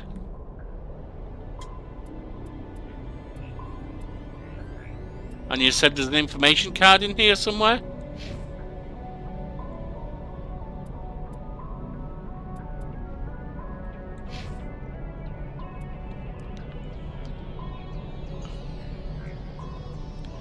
Don't see it at the moment.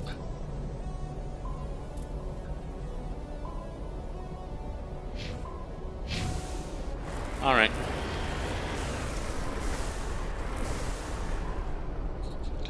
Hovering over each square will tell you specifically what upgrading each level does in the squad.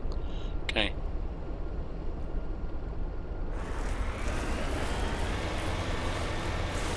What's the repair key? I did see it flagging it before, but I can't remember what it was.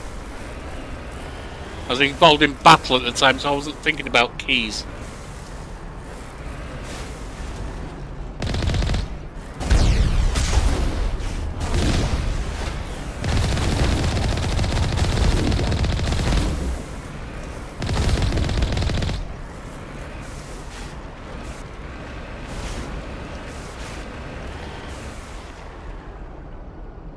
Ah, to repair.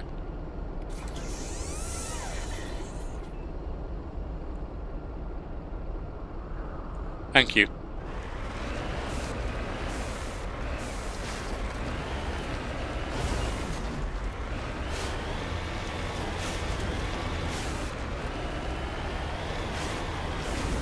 Well, that's not going to do me any good.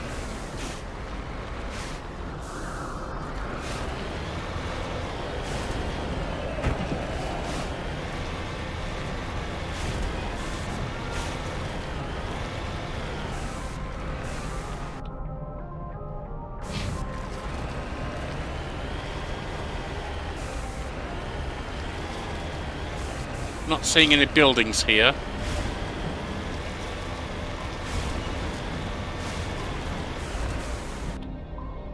And then we're over this way.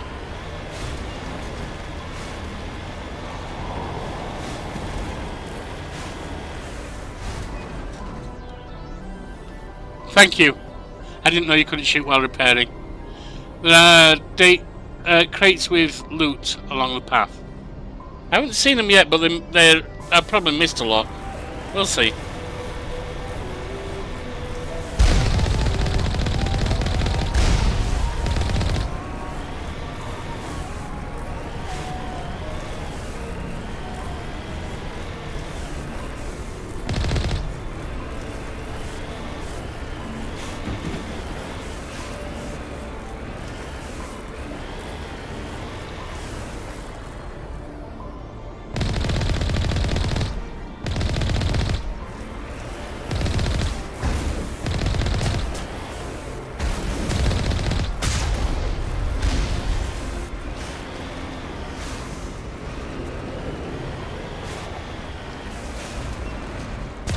No, that's stone, isn't it?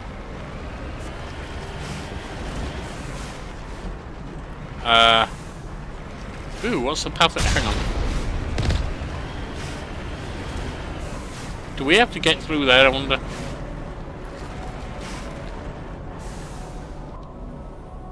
Yes, we do.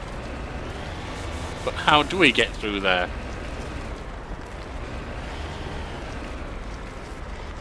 Nope. And now we're stuck. Oh, we should have... Ah.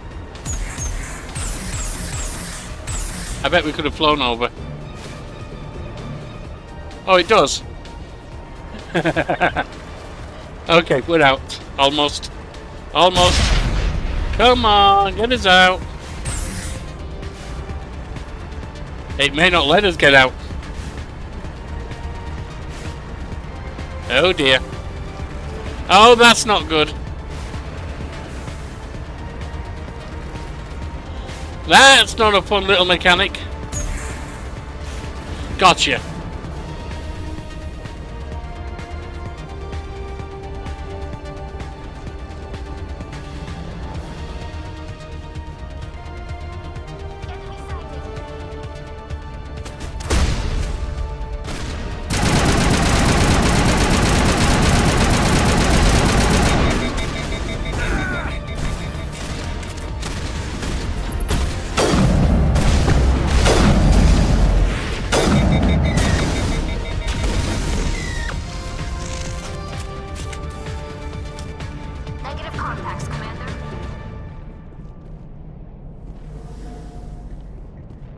Okay. Hall space. Oh, you just... Yeah, that was... I was trying to do that to hop a little and help me get out, and it worked in the end. Whoa!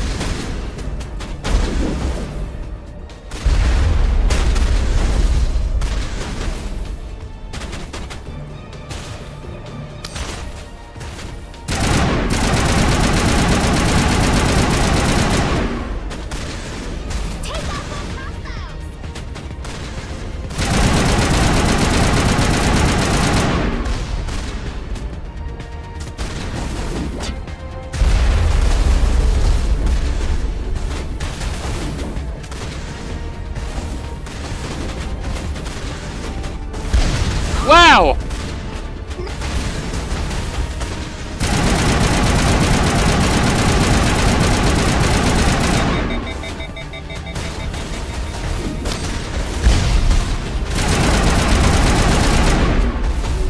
Good to go. How come he's not taking him down?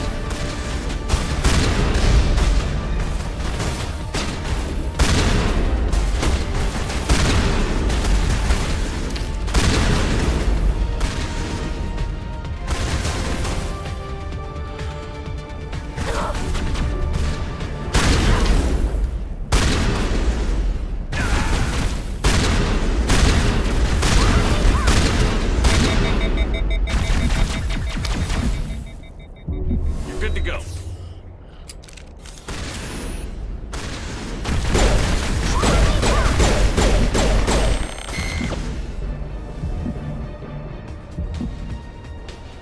Let myself recover a little bit. Heavily recommend using powers when in battle. I keep forgetting they even exist. Left shift while aiming at an enemy and click on the power you want to use. Because you don't need to, you play how you want. Yeah, I agree I should be using them. It's just I keep getting to there. I'm playing through Pathfinder Wrath of the Righteous too. I don't know if you played it. But I have similar problems in games like that, where I forget that I have scrolls, I forget I have potions.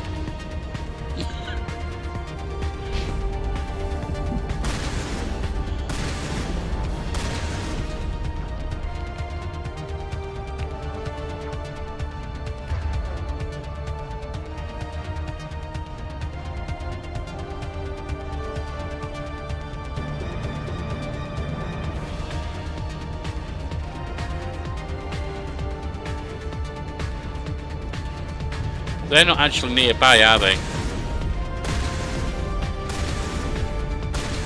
Oh, hang on. Village on the floor. My Ashley's dead! Ashley? Can I do anything to bring her back? Shields disabled. Ashley's dead!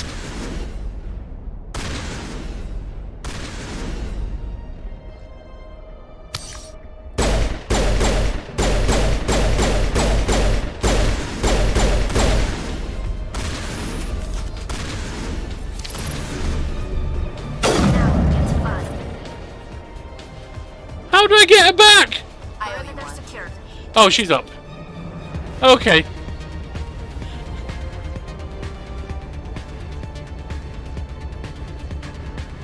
Left shift is revive. Okay.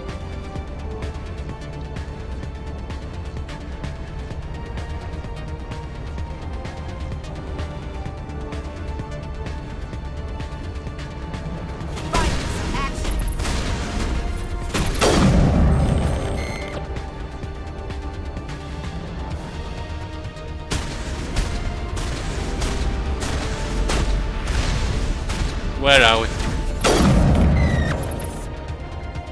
You're done. Clear. And she's back to healthy.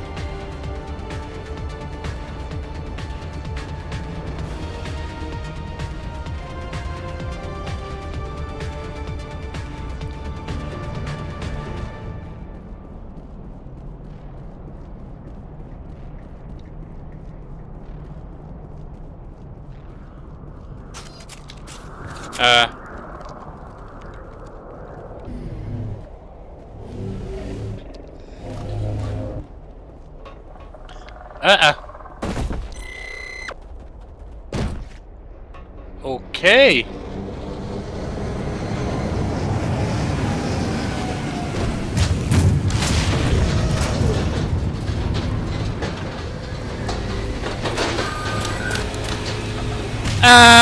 Check, please.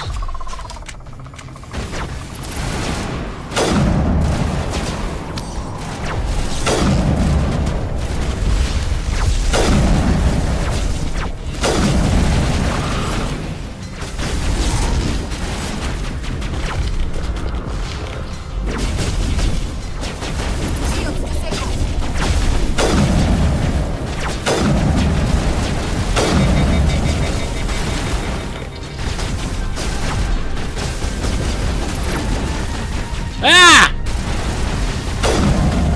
Come on, die! Would it help if I aimed right? Alright, you're down.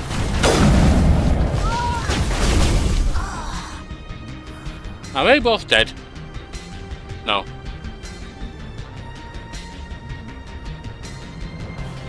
They're all blocked. So it doesn't look like I can do any of them. Hang on. Shield boost unity.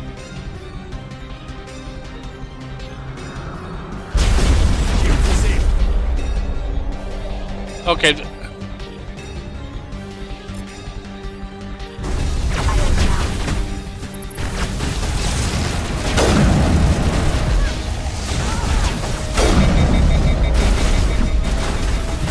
Bloody hell! You got yourself killed again!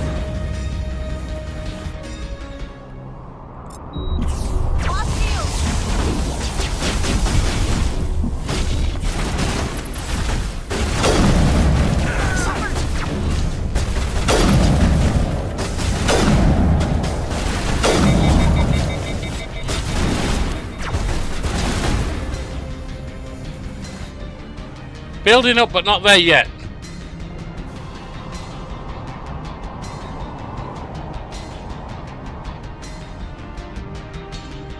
I could use that. Oh, do they do them automatically?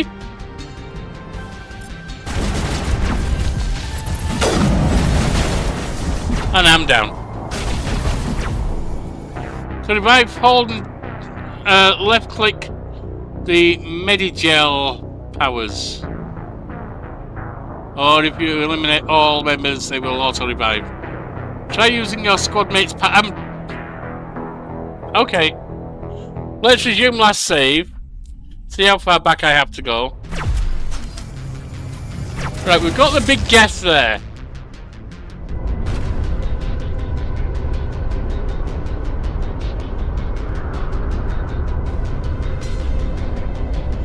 So maybe biotics?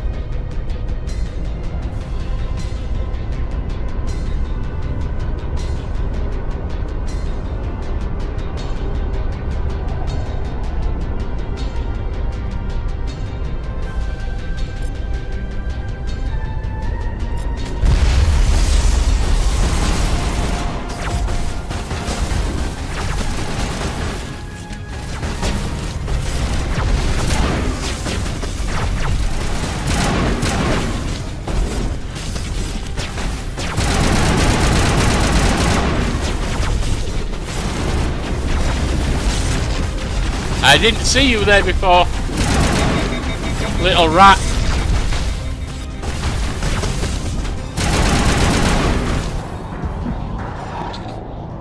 Did one of them get round? Oh dear God.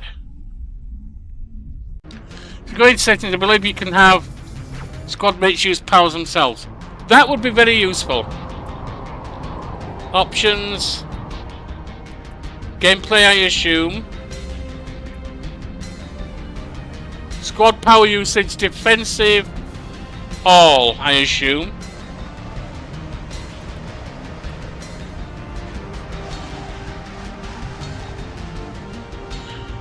So if I put it on all, hopefully they will use all of them themselves.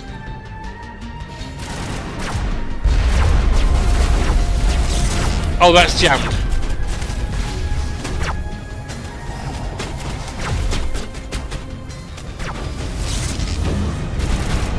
Everything is jammed.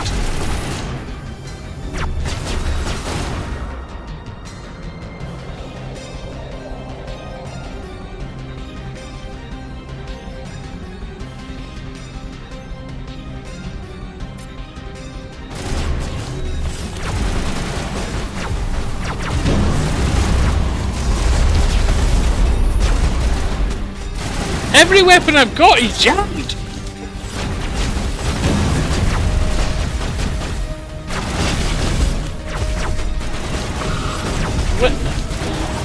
And I don't have the minimap working either, which isn't helping me. Let's load again.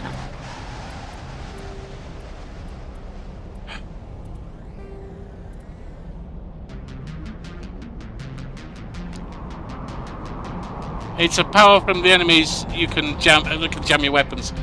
Yo, it's not helping me.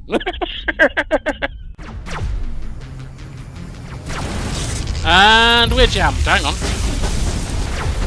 Why did you run out in the open?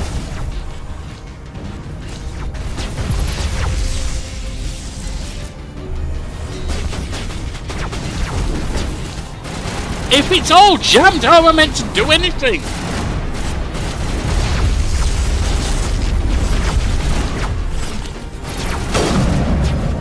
Oh, that's not...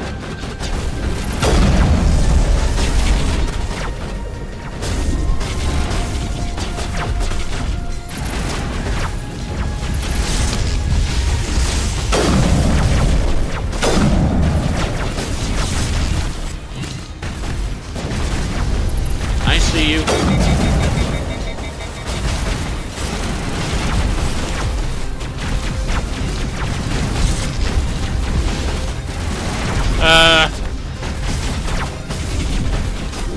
Oh, you're up there.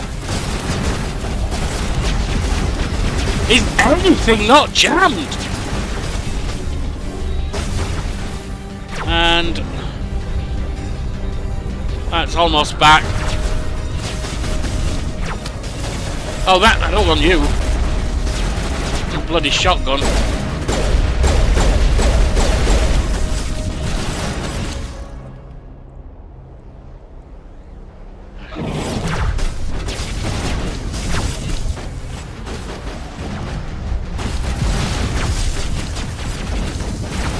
Oh, for pity's sake!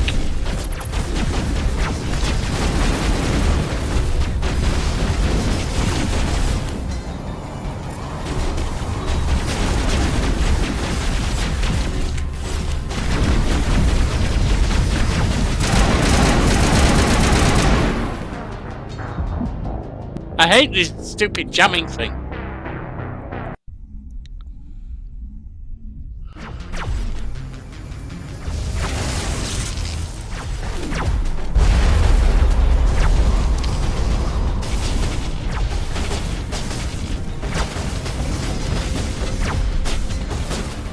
That's silly.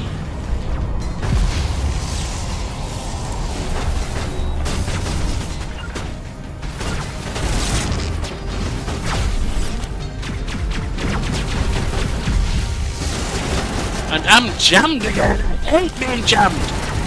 Who the hell thought jamming you permanently was a good idea?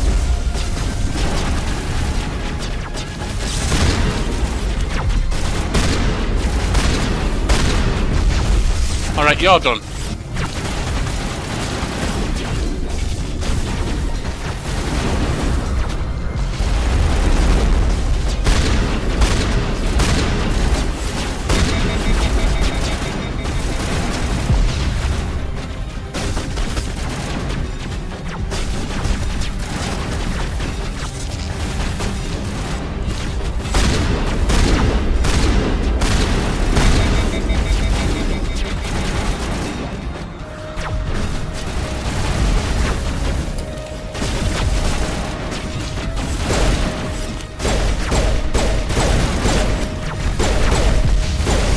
And you're trying to shoot me.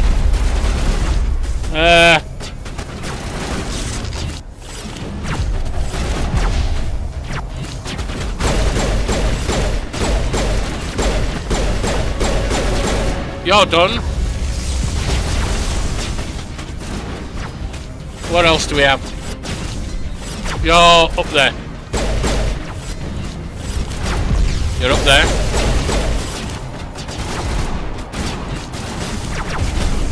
Get away. Do I just have the one left now? Nope, you're there somewhere.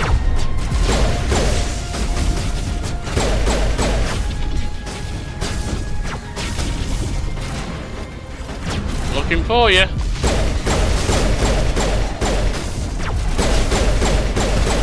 Alright, you're done. Now I believe it's just the one.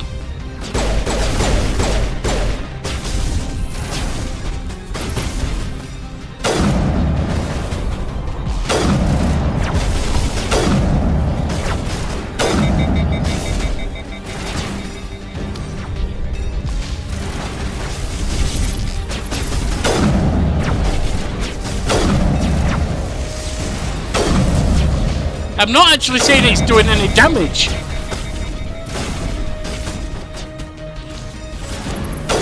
I'm not seeing any health points on that at all to show that it's doing damage or anything.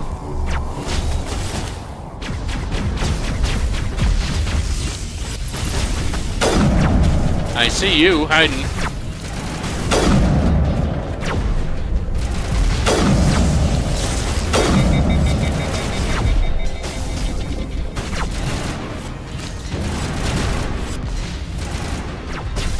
Where are you?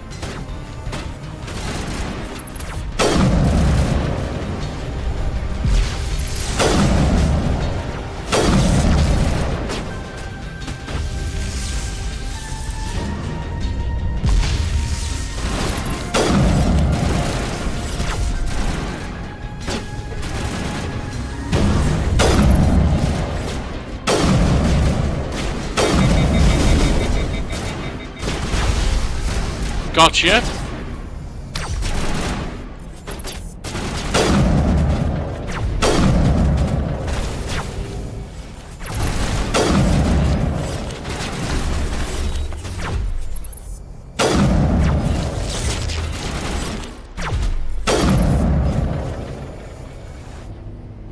Got him!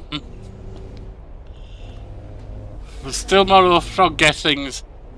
It is the health bar only shows with a clear line of sight. Ah! That makes sense. Yeah, that explains why it was almost gone when I got there. Alright.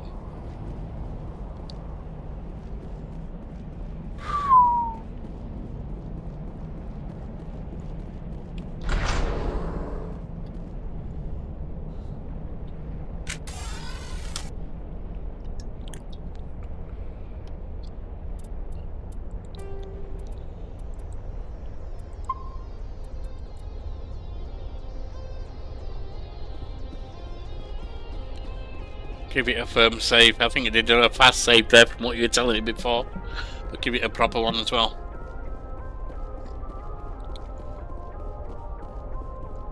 Can melee with that. Ah! Whoa!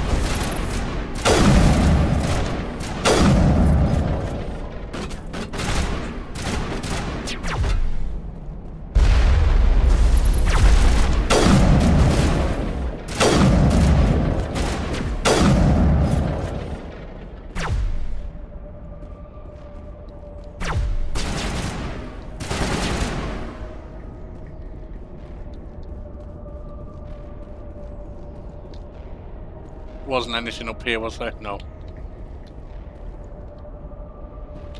Take out those hostiles! I'm doing that!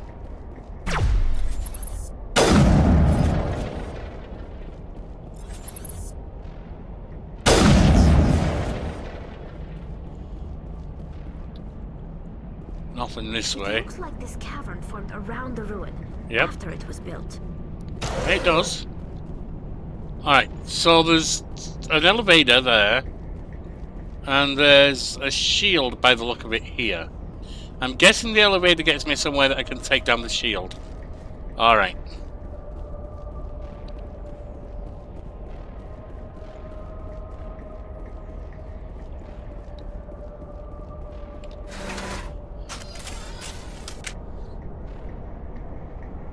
Oh, it just gets me downstairs, and that shield's the end of that particular level of the ruin.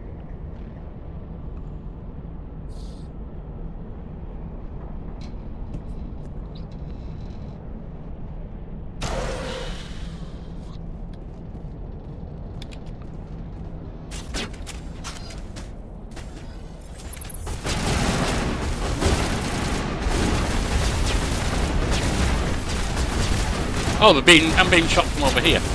Got it. I'm bleeding out! That's not good. That was stupid. That was stupid.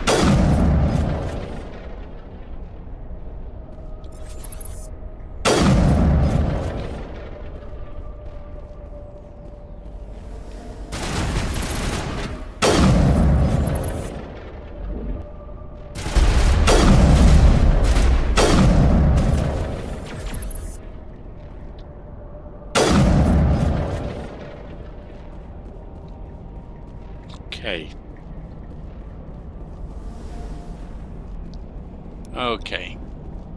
Love how they always put their weapons away in elevators, even if they're... Yeah! Yeah, that is a good point. It looks like this cavern formed around the ruin after it was built.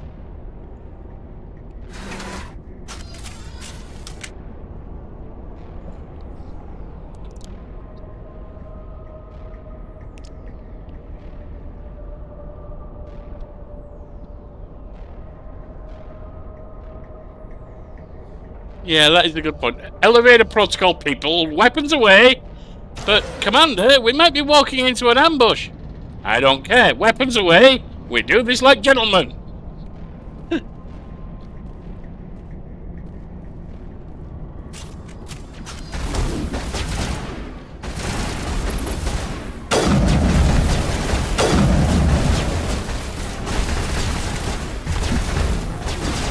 Dear God.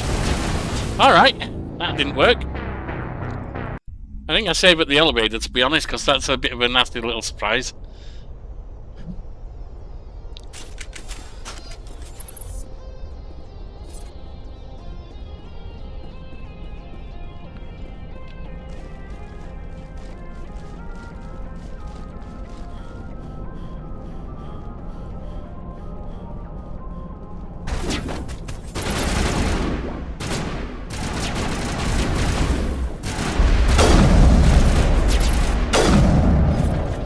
You're done. You're done.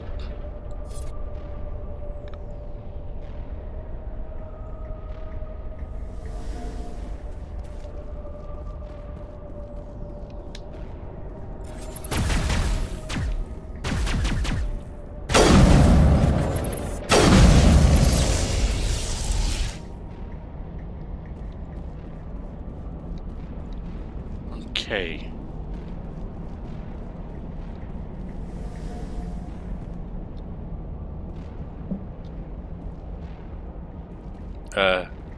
Why was I suddenly moving automatically really slowly?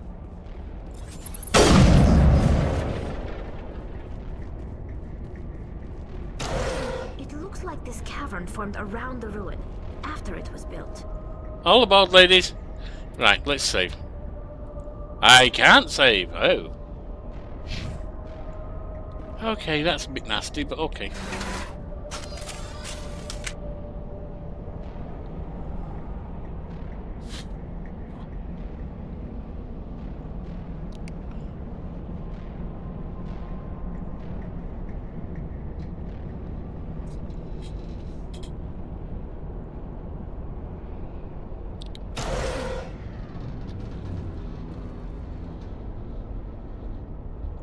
Now, these things didn't appear.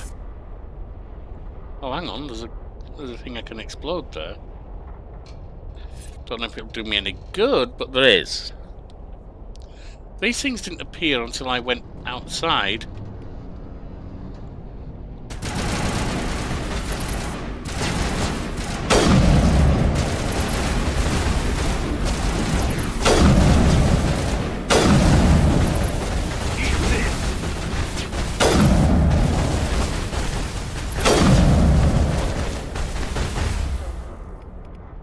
Revive.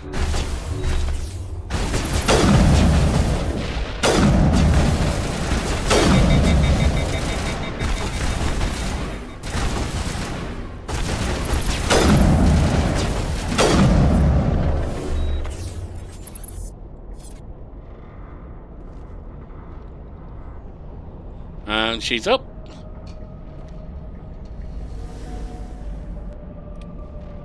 See, the space to take cover doesn't always seem to work. You'd think it would drop you there, but it doesn't.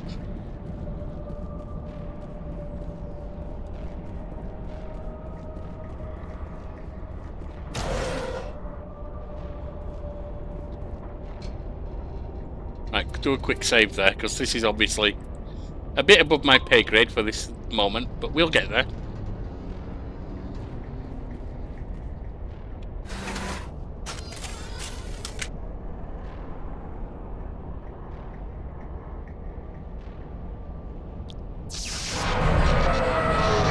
Oh, that doesn't sound good.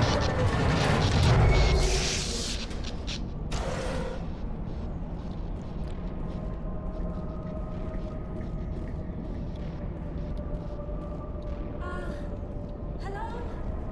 Could somebody help me? Please? Well, we'd love to.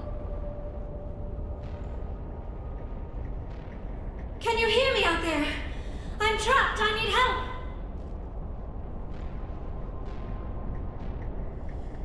We hear you. Are you okay? What happened to you? Listen, this thing I'm in is a Prothean security device. I cannot move, so I need you to get me out of it, all right? Ow. There's some kind of repulsion field in the way. It's a Prothean barrier curtain. I knew it would keep me safe from the Geth. When I turned it on, I must have hit something I wasn't supposed to. I was trapped in here. You must get me out, please. What can we do exactly? Any suggestions on how we can help? There is a control in here that should deactivate this thing. You'll have to find some way past the barrier curtain. Okay. That's the tricky part. The defenses cannot be shut off from the outside. I don't know how you'll get in here. We'll have to find a way. Be careful. There is a Krogan with the Geth. They have been trying different ways to get past the barrier. Okay. Kitty cat, you are sitting on my mouse hand.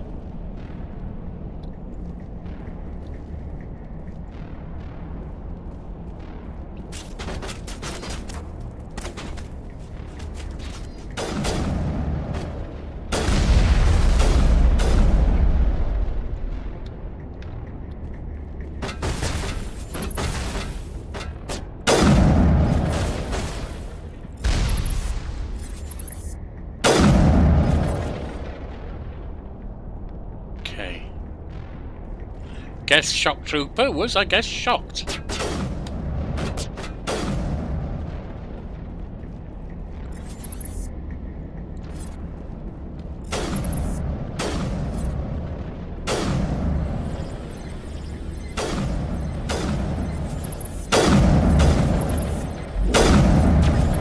Little bugger.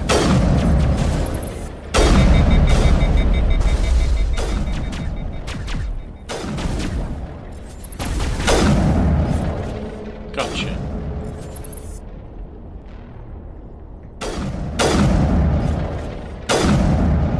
Gotcha.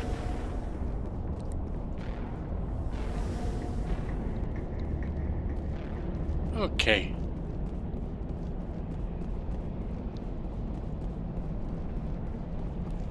Something here.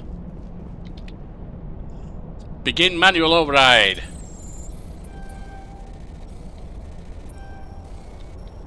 Nope.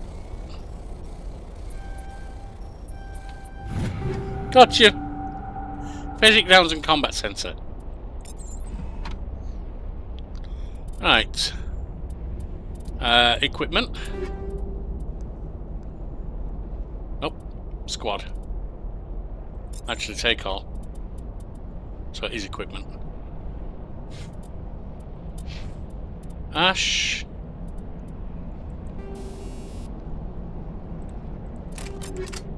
Have some basic grounds for that.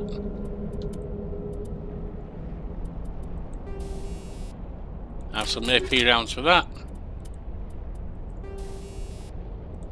Chem rounds. Just so you have something you can use.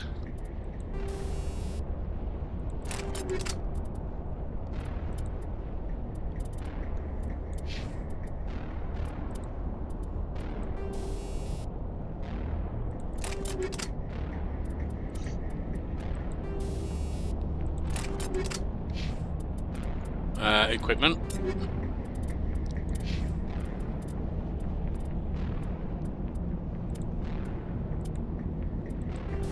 And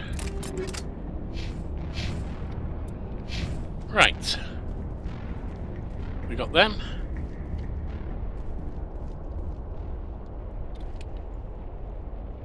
Manual override. Feel bothersome saying this, but grenades explode when you click G. Oh, you're not bothersome at all. I told you. You know, if I'm missing something, I'll redo this. If I'm missing something in controls, just tell me, because it may well be that I haven't realised. Yeah, there's no bother there at all, Vanilla. None at all, my friend.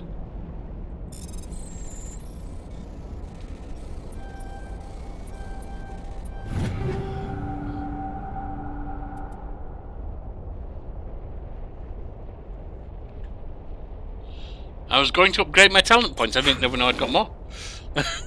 I probably need to then. Let's have a look at the squad. Oh yeah, I do have 4.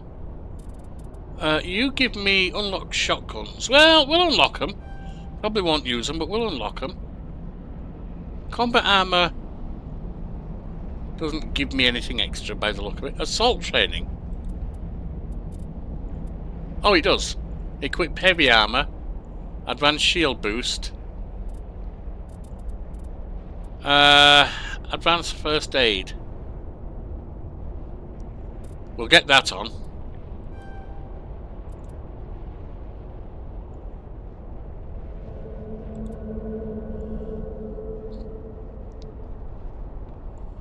Let's move towards advanced unity for restoring. Right, Ash.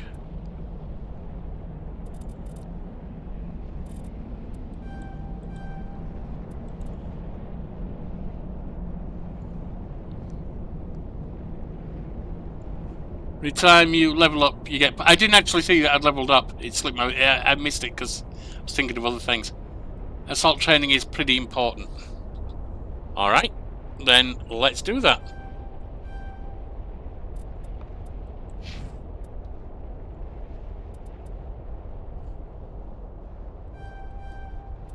Hacking unlocked. I want her to have hacking. She's my tech spec.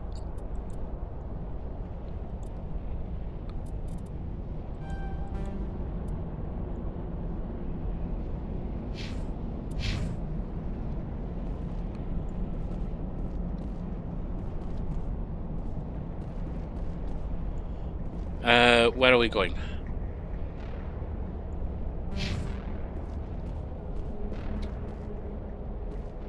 Nothing in there. We've been in here.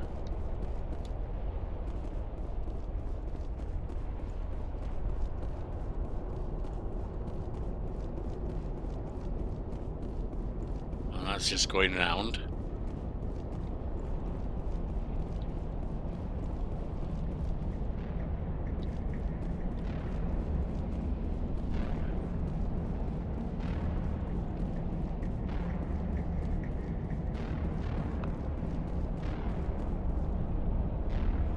The thing that told you to clear enemies... Oh, hang on. Assault training is pretty important. The thing that told you to clear enemies before using. I am sorry, Vanilla, I'm not sure I'm understanding that sentence.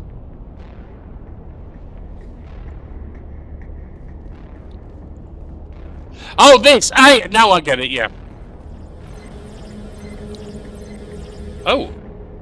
What's this? Oh, enter the override sequence? Do I know the override sequence?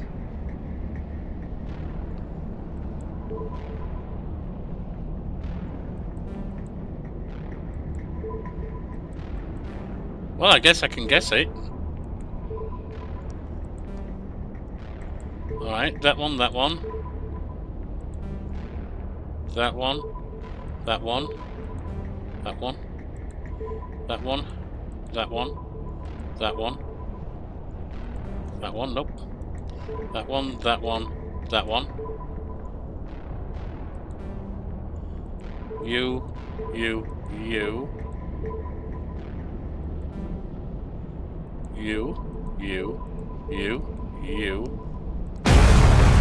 Gotcha!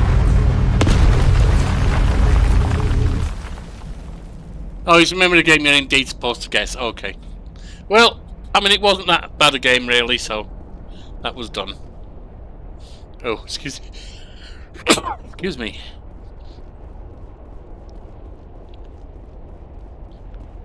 And that gets us down here.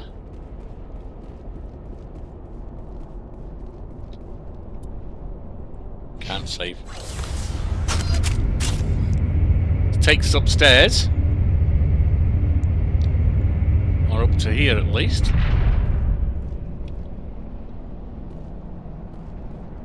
Now what? Oh, now we're behind her.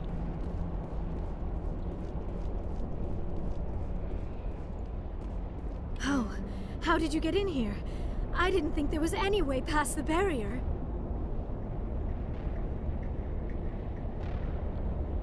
Superior firepower. We blasted through with the mining laser. Of course. Yes, that makes sense. Please, get me out of here before more Geth arrive. That button over there should shut down this containment field. Hold on, Commander. Her mother's working with Saren. Can we trust her? Oh, hush up, Ashley. I am not my mother. I don't know why Benezia joined Saren. I don't want anything to do with that Turian bastard. If she was with Saren, the Geth wouldn't be trying to kill her. Excuse me. Thank you. I particularly knows us. Causing a problem right now. Any idea how we get out of this place? There is an elevator back in the center of the tower. At least I think it's an elevator. It should take us out of here. Come on. I still cannot believe all this. Why would the Geth come after me? Do you think Benezia's involved? Saren's looking for the conduit. Think fast, Miss Prothean expert. The conduit, but I don't know. What the hell was that? These ruins are not stable. That mining laser must have triggered a seismic event.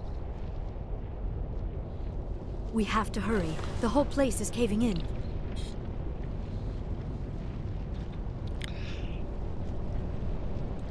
Joker, get the Normandy airborne and lock in on my signal. On the double, mister. Aye, aye, Commander. Secure and away. ETA 8 minutes. He needs to move faster.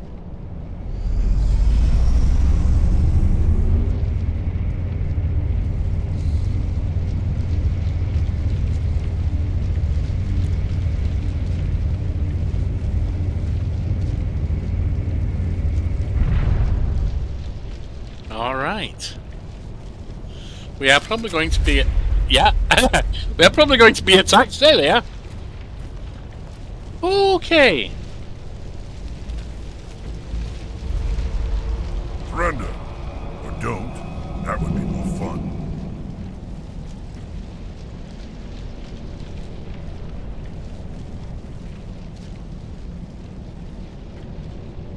What do you want? There a reason you're in my way? The same reason you're here. The Asari. Thanks for getting rid of those energy fields for us. Hand the doctor over. Yeah, it's not happening. Whatever it is you want, you are not getting it from me. She'll stay with us, thanks. Not an option. Saren wants her.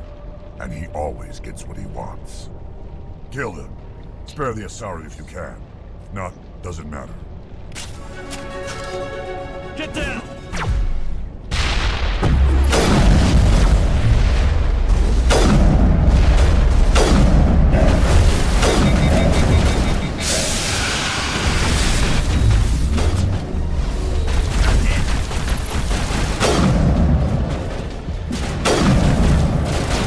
Yeah, that went bad. Predictably. Okay.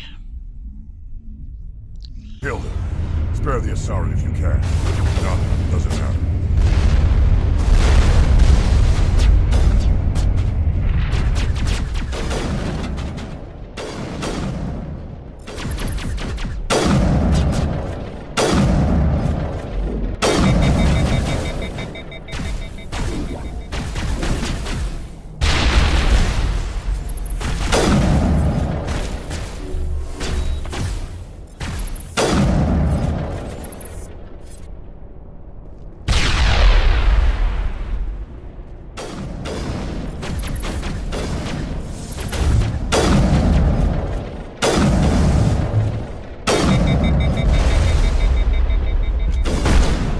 Yeah, bugger. Yeah, bugger. Try again. Coming in the side certainly helps get rid of the other two, but Kill him. the Krogan Battle Mass is more of a problem. Not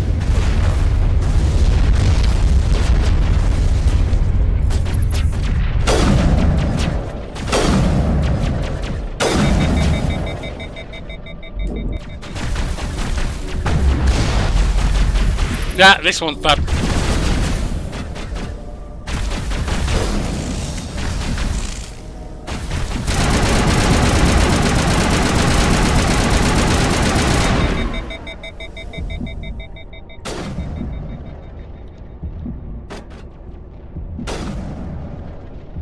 Okay, I'm getting some health back.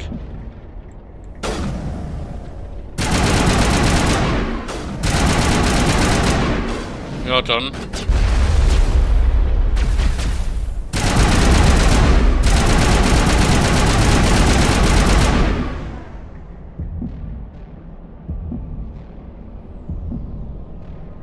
Health is extremely low at the moment. We just have the Krogan left.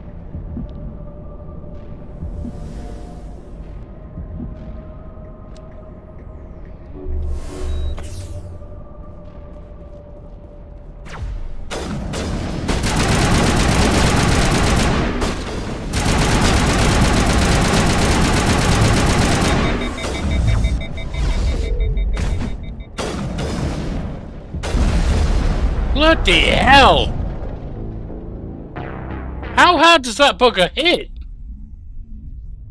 kill him. Alright. Not doesn't matter.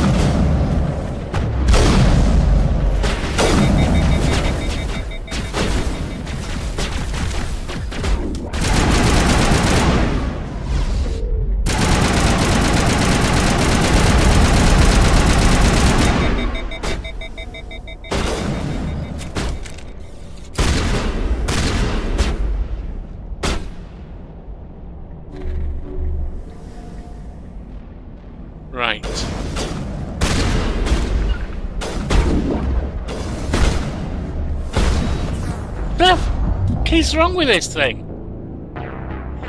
Alright.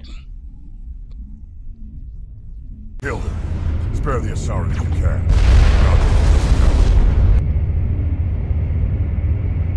Between every mission you progress dialogue with crew on the Normandy. I recommend going down to crew deck once you finish here. Okay. Whoa!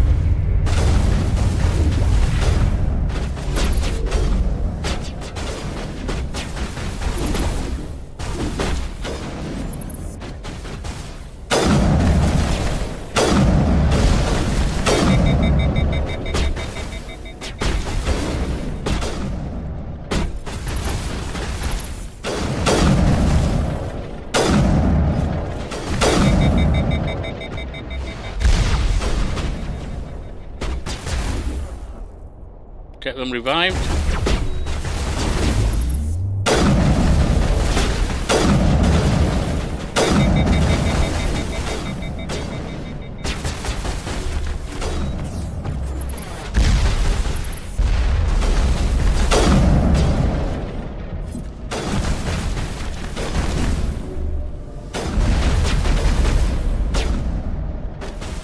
Gotta get a little health back here.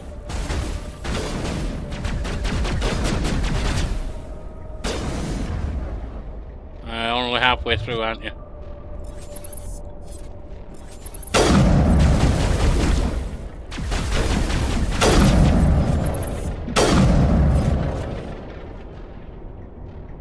Okay. Are there any others? Yes!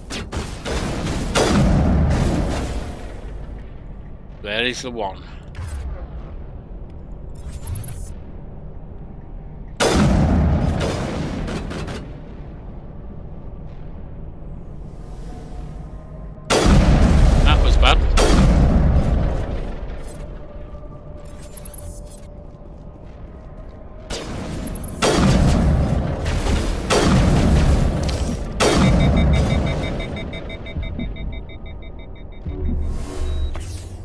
Should be about it. There should be. Is there one more? Yes, there is. You're over there. Gotcha.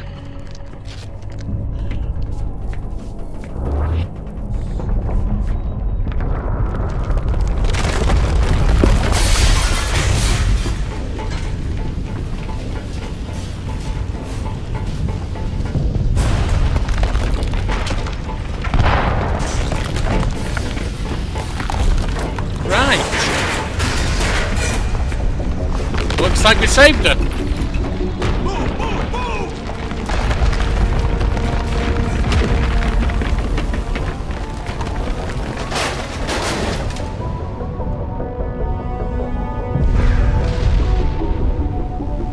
Thank you for all your help and advice.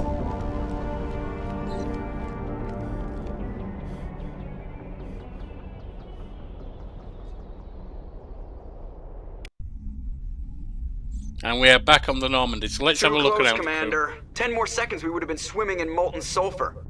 The Normandy isn't equipped to land in exploding volcanoes. They tend to fry our sensors and melt our hull.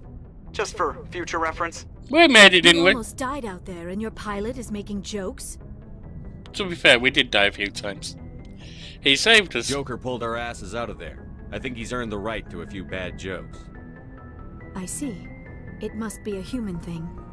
I don't have a lot of experience dealing with your species, Commander. But I am grateful to you. You saved my life back there, and not just from the volcano. Those Geth would have killed me or dragged me off to Saren. What did Saren want with you? Do you know something about the conduit? Only that it was somehow connected to the Prothean extinction. That is my real area of expertise. I have spent the past 50 years trying to figure out what happened to them. 50 years? How old are you exactly? I hate to admit it, but I am only 106. Damn! I hope I look that good when I'm your age. A century may seem like a long time to a short-lived species like yours, but among the Asari, I am barely considered more than a child. That is why my research has not received the attention it deserves. Because of my youth, other Asari scholars tend to dismiss my theories on what happened to the Protheans. And what did you learn? Did your research turn up anything interesting? What is interesting is what I did not turn up. There is remarkably little archaeological evidence of the Protheans, and even less that might explain why they disappeared. It is almost as if someone did not want the mystery solved. It is like someone came along after the Protheans were gone and cleansed the galaxy of clues. But here is the incredible part. According to my findings, the Protheans were not the first galactic civilization to mysteriously vanish. This cycle began long before them. How do you know this? Where'd you come up with this theory? I thought there wasn't any evidence. I have been working on this for 50 years. I have tracked down every scrap and shred of evidence. Eventually, subtle patterns start to emerge, patterns that hint at the truth. It is difficult to explain to someone else. I cannot point to one specific thing to prove my case. It is more a feeling derived from a half-century of dedicated research. But I know I'm right, and eventually I will be able to prove it.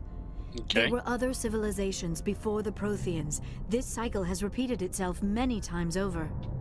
Who came before them? If the Protheans weren't the first, then who was? I don't know. There is barely any evidence on the Protheans, even less on those who came before them. I cannot prove my theory, but I know I am right. The galaxy is built on a cycle of extinction. Each time a great civilization rises up, it is suddenly and violently cast down. Only ruins survive. The Protheans rose up from a single world until their empire spanned the entire galaxy. Yet even they climbed to the top on the remains of those who came before. Their greatest achievements, the mass relays and the Citadel, are based on the technology of those who came before them. And then, like all the other forgotten civilizations throughout galactic history, the Protheans disappeared. I have dedicated my life to figuring out why. That is a good question. I can help you. They were wiped out by a race of sentient machines. Yeah. The Reapers. But why? I suppose if they don't want the Reapers? biotics around. But I have never heard of. How do you know this? What evidence do you have? There was a damaged Prothean beacon on Eden Prime. It burned a vision into my brain. I'm still trying to sort out what it all means. Visions. Yes, that makes sense. The beacons were designed to transmit information directly into the mind of the user. Finding one that still works is extremely rare. Wait, don't anymore. No wonder the Geth attacked Eden Prime. The chance to acquire a working beacon, even a badly damaged one, is worth almost any risk. But the beacons were only programmed to interact with Prothean physiology. Whatever information you received would have been confused, unclear. Yeah. I am amazed you were able to make sense of it at all. A lesser mind would have been utterly destroyed by the process. You must be remarkably strong-willed, Commander. Okay, this I'm isn't stubborn helping as a us find mule. Saren or the conduit. Of course, you are right. I am sorry, my scientific curiosity got the better of me.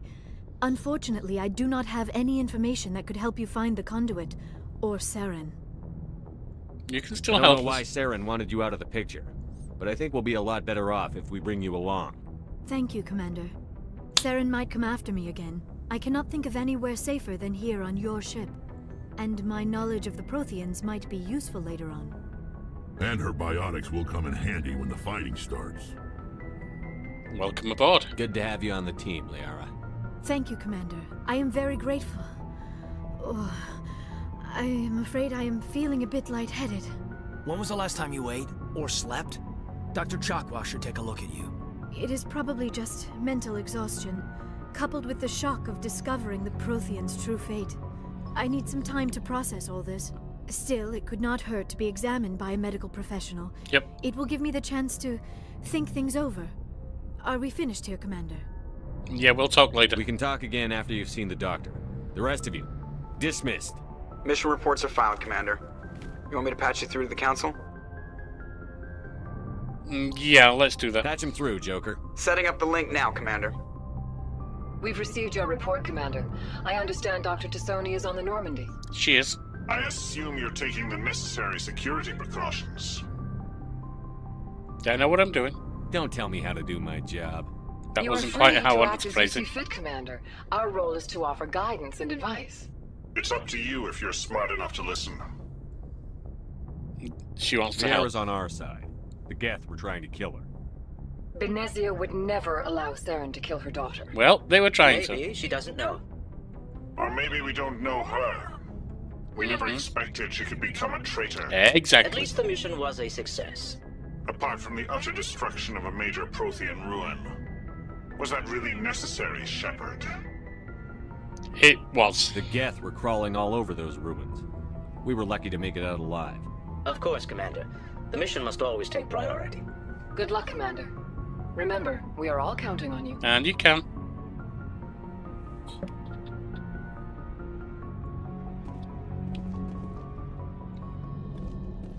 It's Codex. Right, as you said, let's have a run around and chat with people.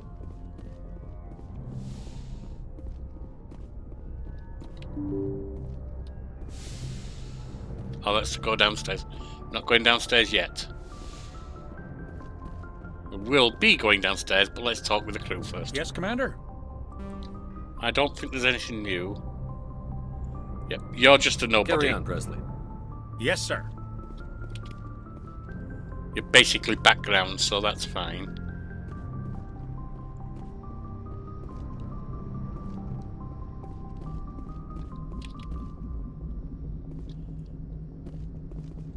How's Joker doing? I prefer gold to silver, you know, for my medal. I figured you'd recommend me for one since I pulled your boots out of the fire. Saving my boots from burning lava is part of your job, Joker. We don't give medals to soldiers for doing their jobs. That figures. Just get me a nice card and a cake. No That coconut, works. though. I hate that crap. That works. So, Commander, why don't you tell me why you're really here? Anything to investigate? Personal ship status report? Anything new on that? How's the Normandy performing? Is she everything they said she'd be? Alright, we've already She's the heard best this. ship in the fleet. Balance. The Normandy's probably too much ship for your average Alliance Yeah, pilot. and we know about his Lucky disease, for you, and we know about his I'm nickname. anything but average. I have to go. All right. see Right, ya. so that's you done.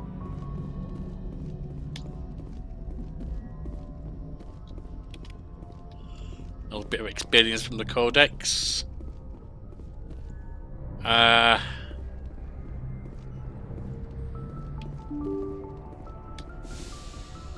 That's downstairs.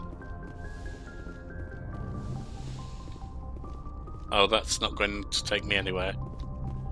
Is this one also downstairs? I'm presuming it is. Yeah, let's go down.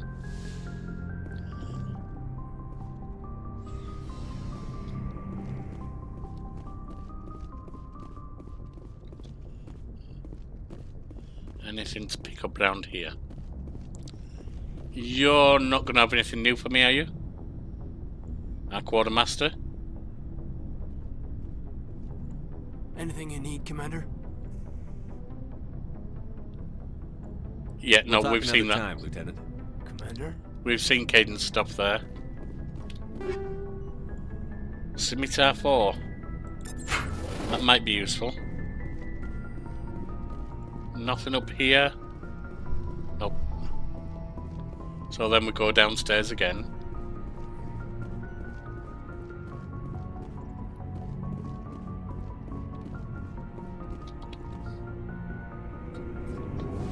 Oh, I've done tactical appraisal before, but I'll go back up and do it.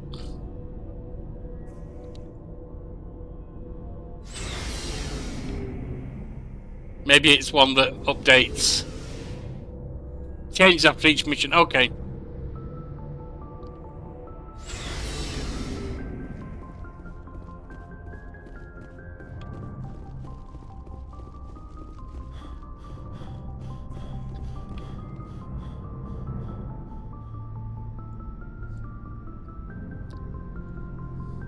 Anything you need, Commander? What's your opinion on the last mission? Dr. Tassoni. That's the one. Seems like a sweet girl. Easy on the eyes. I mean, if you like the bookish sort. Oh, I do. Just remember, Lieutenant, I saw her first. Damn. By a few seconds, sir. Yeah, good back. Any more on tactical What's your appraisal? opinion on the last mission? I assume that's just the same. Yeah, that's just I the mean, if same. you like the bookish Goodbye. We'll talk another time. Commander? You sound like two dogs fighting over a bone. That's disgraceful.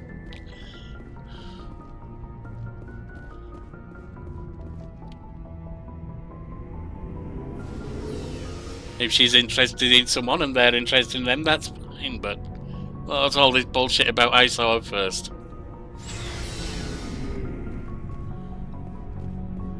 Got anything for us, Garrus? Commander, how are you? Why did you want to be a CSEC officer in the first place? I've seen this. That's a good question.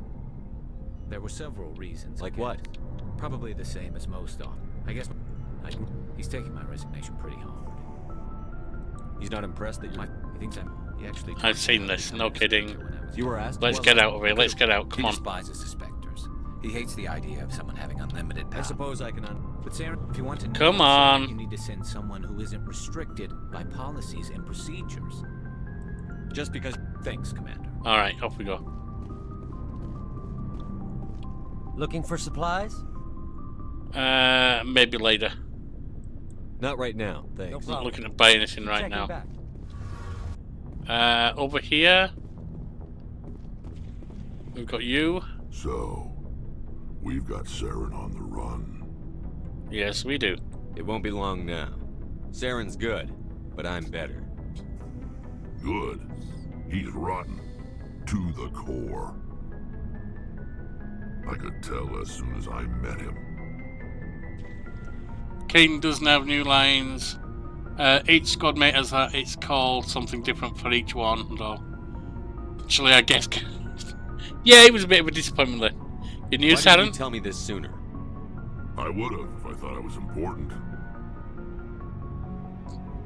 Keep I'll talking. decide what's important. Now tell me how you know Saren. This was a while ago. A bunch of mercs were bragging about a job out near the edges of the Terminus systems. They said it paid well and the boss was never around to ride them. They said he was looking for more men, too. So I checked it out. Saren recruited you? I didn't know Saren was openly recruiting mercs. It wasn't that open, and he only showed his face once. We'd been raiding ships in the area for months when we took out this massive cargo freighter. Our biggest haul yet. I was on board checking bodies for valuables, looking for some extra credits. That's when I saw him. What was he doing? What did Saren want with the ship? I don't know what he wanted. He was just moving through the ship, watching. A couple of the mercs called him by name, but he never spoke to them. Never spoke to anyone. Interesting. I had a really bad feeling about him, so I got the hell out. Didn't even wait to get paid. Now, we've seen all of that, I believe. Just What see. kind of cargo was the freighter carrying? Oh no, What was we're Saren investigating after? about what they've done. I don't know. All I saw on that ship was food and medical supplies. There were some basic weapons, but nothing big. If there was anything of value on that ship, I didn't see it. That's why I didn't mention it sooner. Doesn't mean there wasn't anything. Whose ship was it? There was a Volus trading vessel. Big one. Lots of guards. But they were no match for us.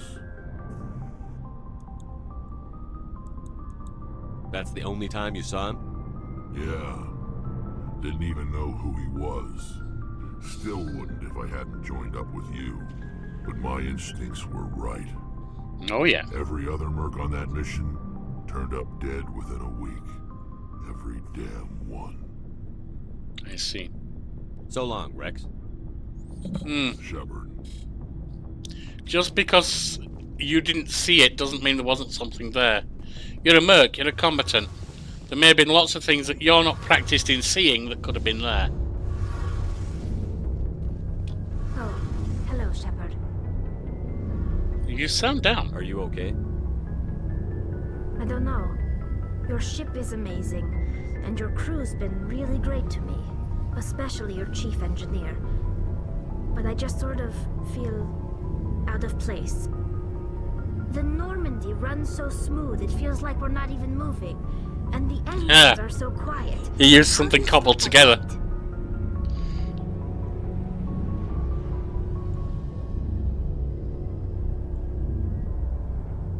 Yeah. Yeah, if you used Chaos stillness can seem disturbing. I get it. It can be the same emotionally for, you know, just regular people. The silence wakes you up? Back on the flotilla, the last thing you want to hear is silence. Yep. It means an engine's died or an air filter shut down. I guess you don't have to worry about that here. But old habits die hard. But it's more than just the silence. This ship feels so empty. It's like half the crew is missing. Back home, I couldn't wait to go on my pilgrimage. I couldn't wait to get away from the crowds. Now that I'm out here, I kind of miss them. You're homesick. Sometimes we don't appreciate what we have until it's gone. That's true. I'm starting to wonder if that's what the pilgrimage is really about. It's given me a whole new perspective on my people and our culture. Yep. You know, there's always a few who go on their pilgrimages and never return. I always assumed something bad happened to them. But maybe they just wanted a different life.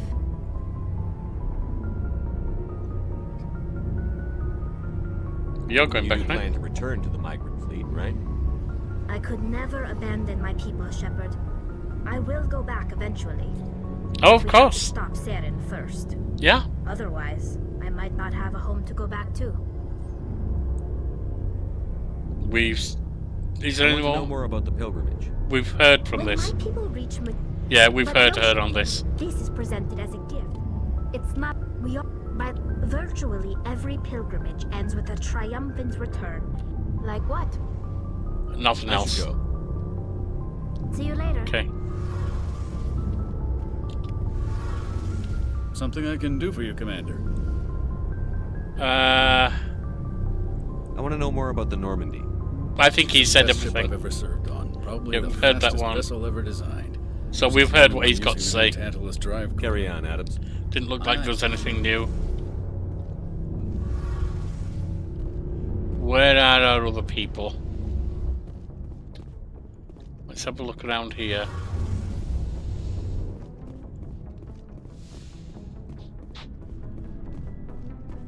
We've seen you, we've seen you. Commander, you have a minute to talk? Of course. I keep an open door policy. If you have any concerns, lay them on me. All right. I know things are different aboard the Normandy, but I'm concerned about the aliens, Vicarian and Rex. With all due respect, Commander, should they have full access to the ship? Because they're aliens? You don't trust their motives because they're not human. This is the most advanced ship in the Alliance Navy.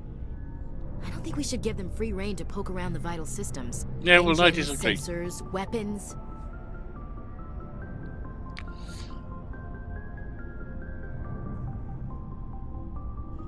I'll investigate further before declaring You don't yourself trust right. the Alliance's allies?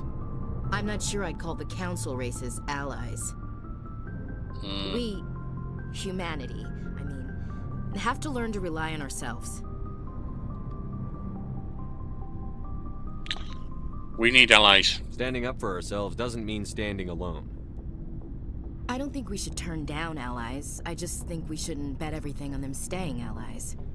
As noble as the council members seem now, if their backs are against the wall, they'll abandon us.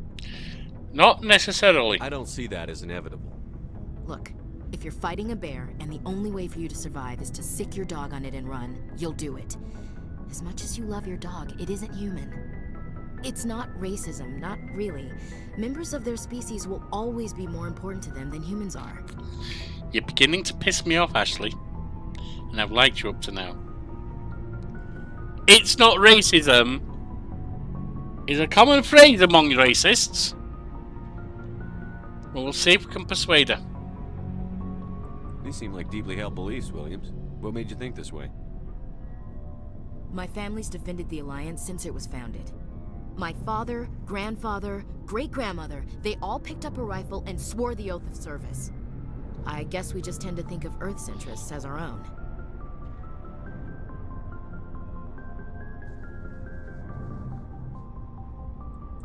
All right.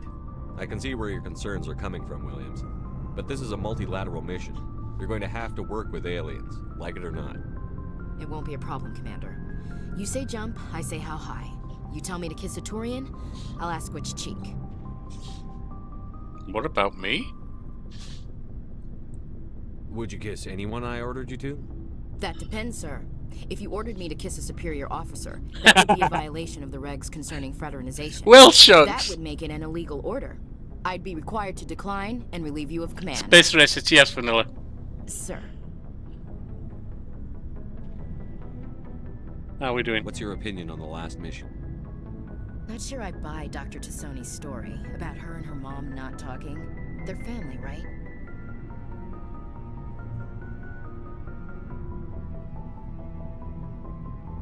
Not everyone has a happy family life. Indeed.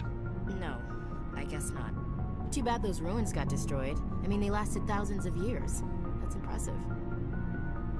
What's your opinion on the last Oh, mission? we've seen that. Not sure I buy Dr. Tassoni's story about her and her mom. Not everyone has a No. hat. Too bad those ruins got destroyed. I mean, they lasted thousands of years. We'll talk later, Williams. Looking forward to it, sir. Right. Yeah, space racist. Now, remembering the phrase of my old dad, as he always used to say, a man convinced against his will is a man who's of the same mind still. Or woman in this case. You can't force someone to change their views. But if experiencing direct evidence that their views aren't accurate, that can work. If they have a personal reason to change their views, that can work.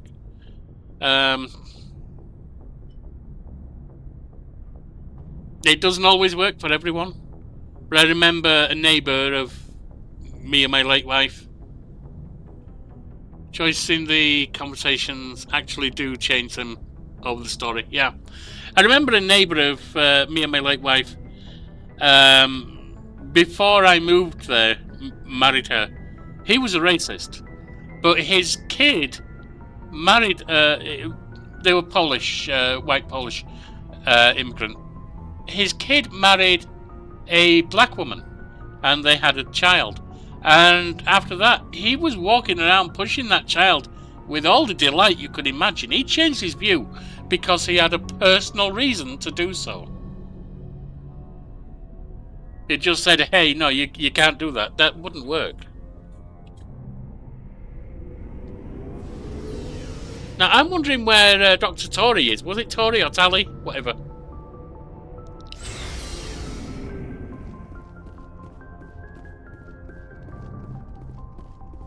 That's you.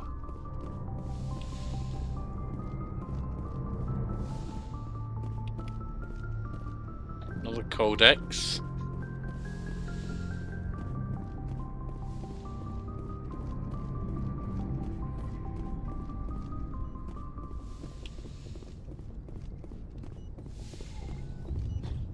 Yes, Commander? Is there something you need? Don't think there's How well anything. do you know the lieutenant? I'd never worked with him before this mission. But he has an impressive service record. Over a dozen special commendations. I'm not sure if I saw this one before. Tends to keep to himself, though. Maybe because of the headaches. It's not easy Oh, to yes. L2. I saw should that. go. Goodbye, Commander. But where is the doctor we just brought on board? There she is.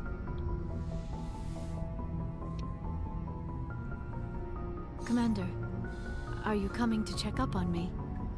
Are you okay? You look much better. How are you feeling? Dr. Chakwas assures me I am going to be fine. I was impressed with her knowledge of Asari physiology.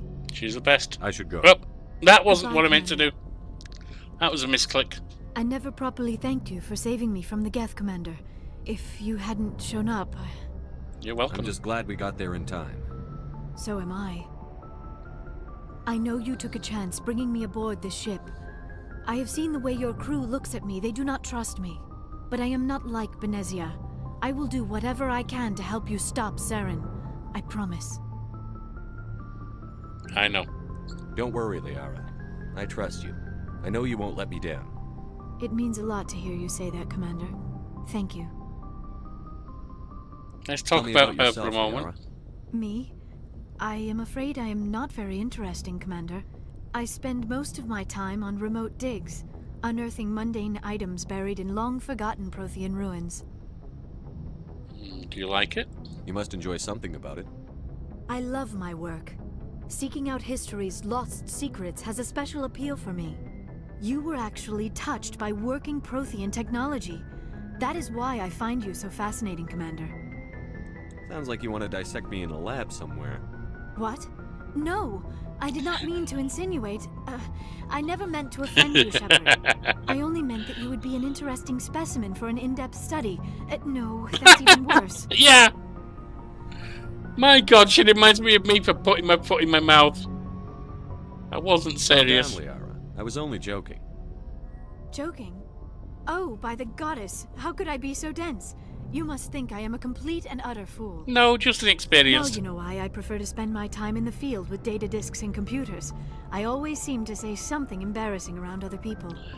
Relax. Please, just pretend this conversation never happened. Do you know why Benezia joined up with Saren? I don't understand it. She was always outspoken about the need for the Asari to become more involved in shaping galactic events. Maybe she thought allying herself with Saren would somehow be for the greater good in the long run. At least I hope so. You sound troubled. This hurts you, doesn't it? None of this makes any sense to me. I have not spoken to Benezia in many years, but I know her, and this was not like her. Something changed. Tell me about your culture. I'd like to know more about the Asari. We were the first species to discover the Citadel. We were instrumental in forming the Council, and we always strive to be the voice of peaceful cooperation in galactic disputes. My people believe we are all part of a single galactic community. Each species contributes something to the greater whole. Although we seek to understand other species, it seems few of them seek to understand us. The galaxy is filled with rumors and misinformation about my people. Rumors? Like what? Most of the inaccuracies are centered around our mating rituals. My species is monogendered. Male and female have no real meaning for us. Okay. We still require a partner to reproduce. This second parent, however, may be of any species and any gender. Any species? How is that possible? I don't understand. Your species can mate with anyone? Mating is not quite the proper term, not as you understand it. Physical contact may or may not be involved, but it is not an essential element of the union. The true well, we have in connection is vitro. mental. Our physiology allows us to meld with other beings. We can touch the very depths of their minds. We explore the genetic memory of their species. We share the most basic elements of their individual and racial identities. Okay. We then pass these traits on to our daughters. It is how we learn to grow as a species and how we develop a greater understanding of other races. Intriguing. What happens to your partner after the union? Every relationship is different. Some unions are a single encounter with both parents parting ways afterwards. Others can be more long-term. Sometimes an Asari and her partner will stay together for many decades. Seems a bit rude, let's go. Do you know who Matriarch Benezia chose as her partner? She rarely spoke of her partner. Though I know my father, if you want to use that term, was another Asari. I thought you always needed another species to serve as one of the parents. Think about it, Shepard. If we were not able to mate with our own species, we would have died out long before we ever mastered. I don't know where that idea came from. Union with our own kind is no longer common, not for the purposes of reproduction. Most Asari believe it weakens our species. Asari daughters inherit racial traits from the father species. If both parents are Asari, then nothing has been gained, or so conventional wisdom would hold. I am what is sometimes called a pureblood, though no Asari would ever be cruel enough Intriguing. to say the words to my face. Wow, that's a great flip. insult among my people. It is possible Benezia's partner was embarrassed by their union. She may have been too ashamed to publicly acknowledge me as her offspring. That is an intriguing flip on reality, because while racist attitudes have improved over time, they're still very much there. And children of mixed heritage often can receive racism from both parental cultures. It's not always the case by any means, but that certainly can happen. So flipping it and making it that purebloods are the ones that receive that prejudice is intriguing.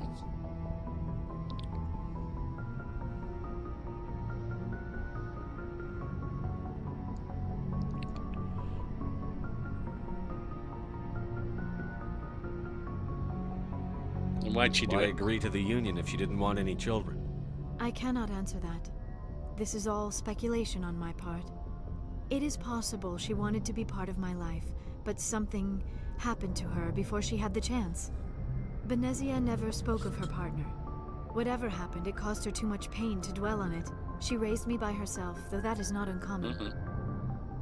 Many Asari raise their children alone, particularly if the father species is short-lived.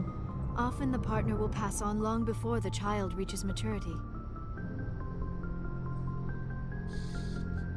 Do you know who Matriarch Benezia chose as her partner? She rarely spoke of her partner. Though I know my father, We've if seen that. you want to use that term, was another Asari. You don't know who? Benezia never told you her partner's name? Union with our own kind is no longer common, not for the purposes of reproduction. Most Asari believe it weakens our species. Asari daughters inherit racial traits from the father species. If both parents are Asari, then nothing had. I am what is sometimes called. It is possible Benezia's partner was embarrassed by their union. She may have been ashamed to publicly acknowledge. Why agree to the union? Many Asari raise their children alone, particularly if the father species is short-lived. How do they deal with that? Often the partner will pass on long before. You Asari live for 1,000 years. What happens when your partner dies? Few sapient species live as long as we do not focus on the inevitable loss of our partners. Instead, we enjoy the time we spend with them. I can appreciate that. Even after they're gone, a part of them lives on in us. The union is a connection that transcends both time and space. Yeah, I can appreciate that. My late wife was chronically ill before I married her and passed away in 2011. My wife is chronically ill and was before I married her. So I can understand you enjoy the time with someone you're with, because you might lose them. And then you still remember them afterwards. Alright, it's nothing else from her. I should go. Goodbye, Shepard. I like these characters. And with that, we've basically talked to everyone on the crew, I believe. So, I run about 2.5 to 3 hours on the morning show, and that is where we will end for today. Thank you for joining me. A big thanks if you're still here to Vanilla Spooks. You've really been very helpful. It's everyone, I believe. You've really been very helpful, and I truly appreciate it. I started about an hour late today due to needing to help my wife with some basically caregiver stuff. I should be starting 8 AM Mountain Time tomorrow morning. It might be 9 AM. Join us then. Have a wonderful day. Thank you, Vanilla Spooks. There will be a Football Manager video dropping this evening, and it's possible I might do a Humble Bundle review tonight sometime. I don't know on that one. I'll see you around. If you're having coffee, this is Tales Over Coffee, so cheers.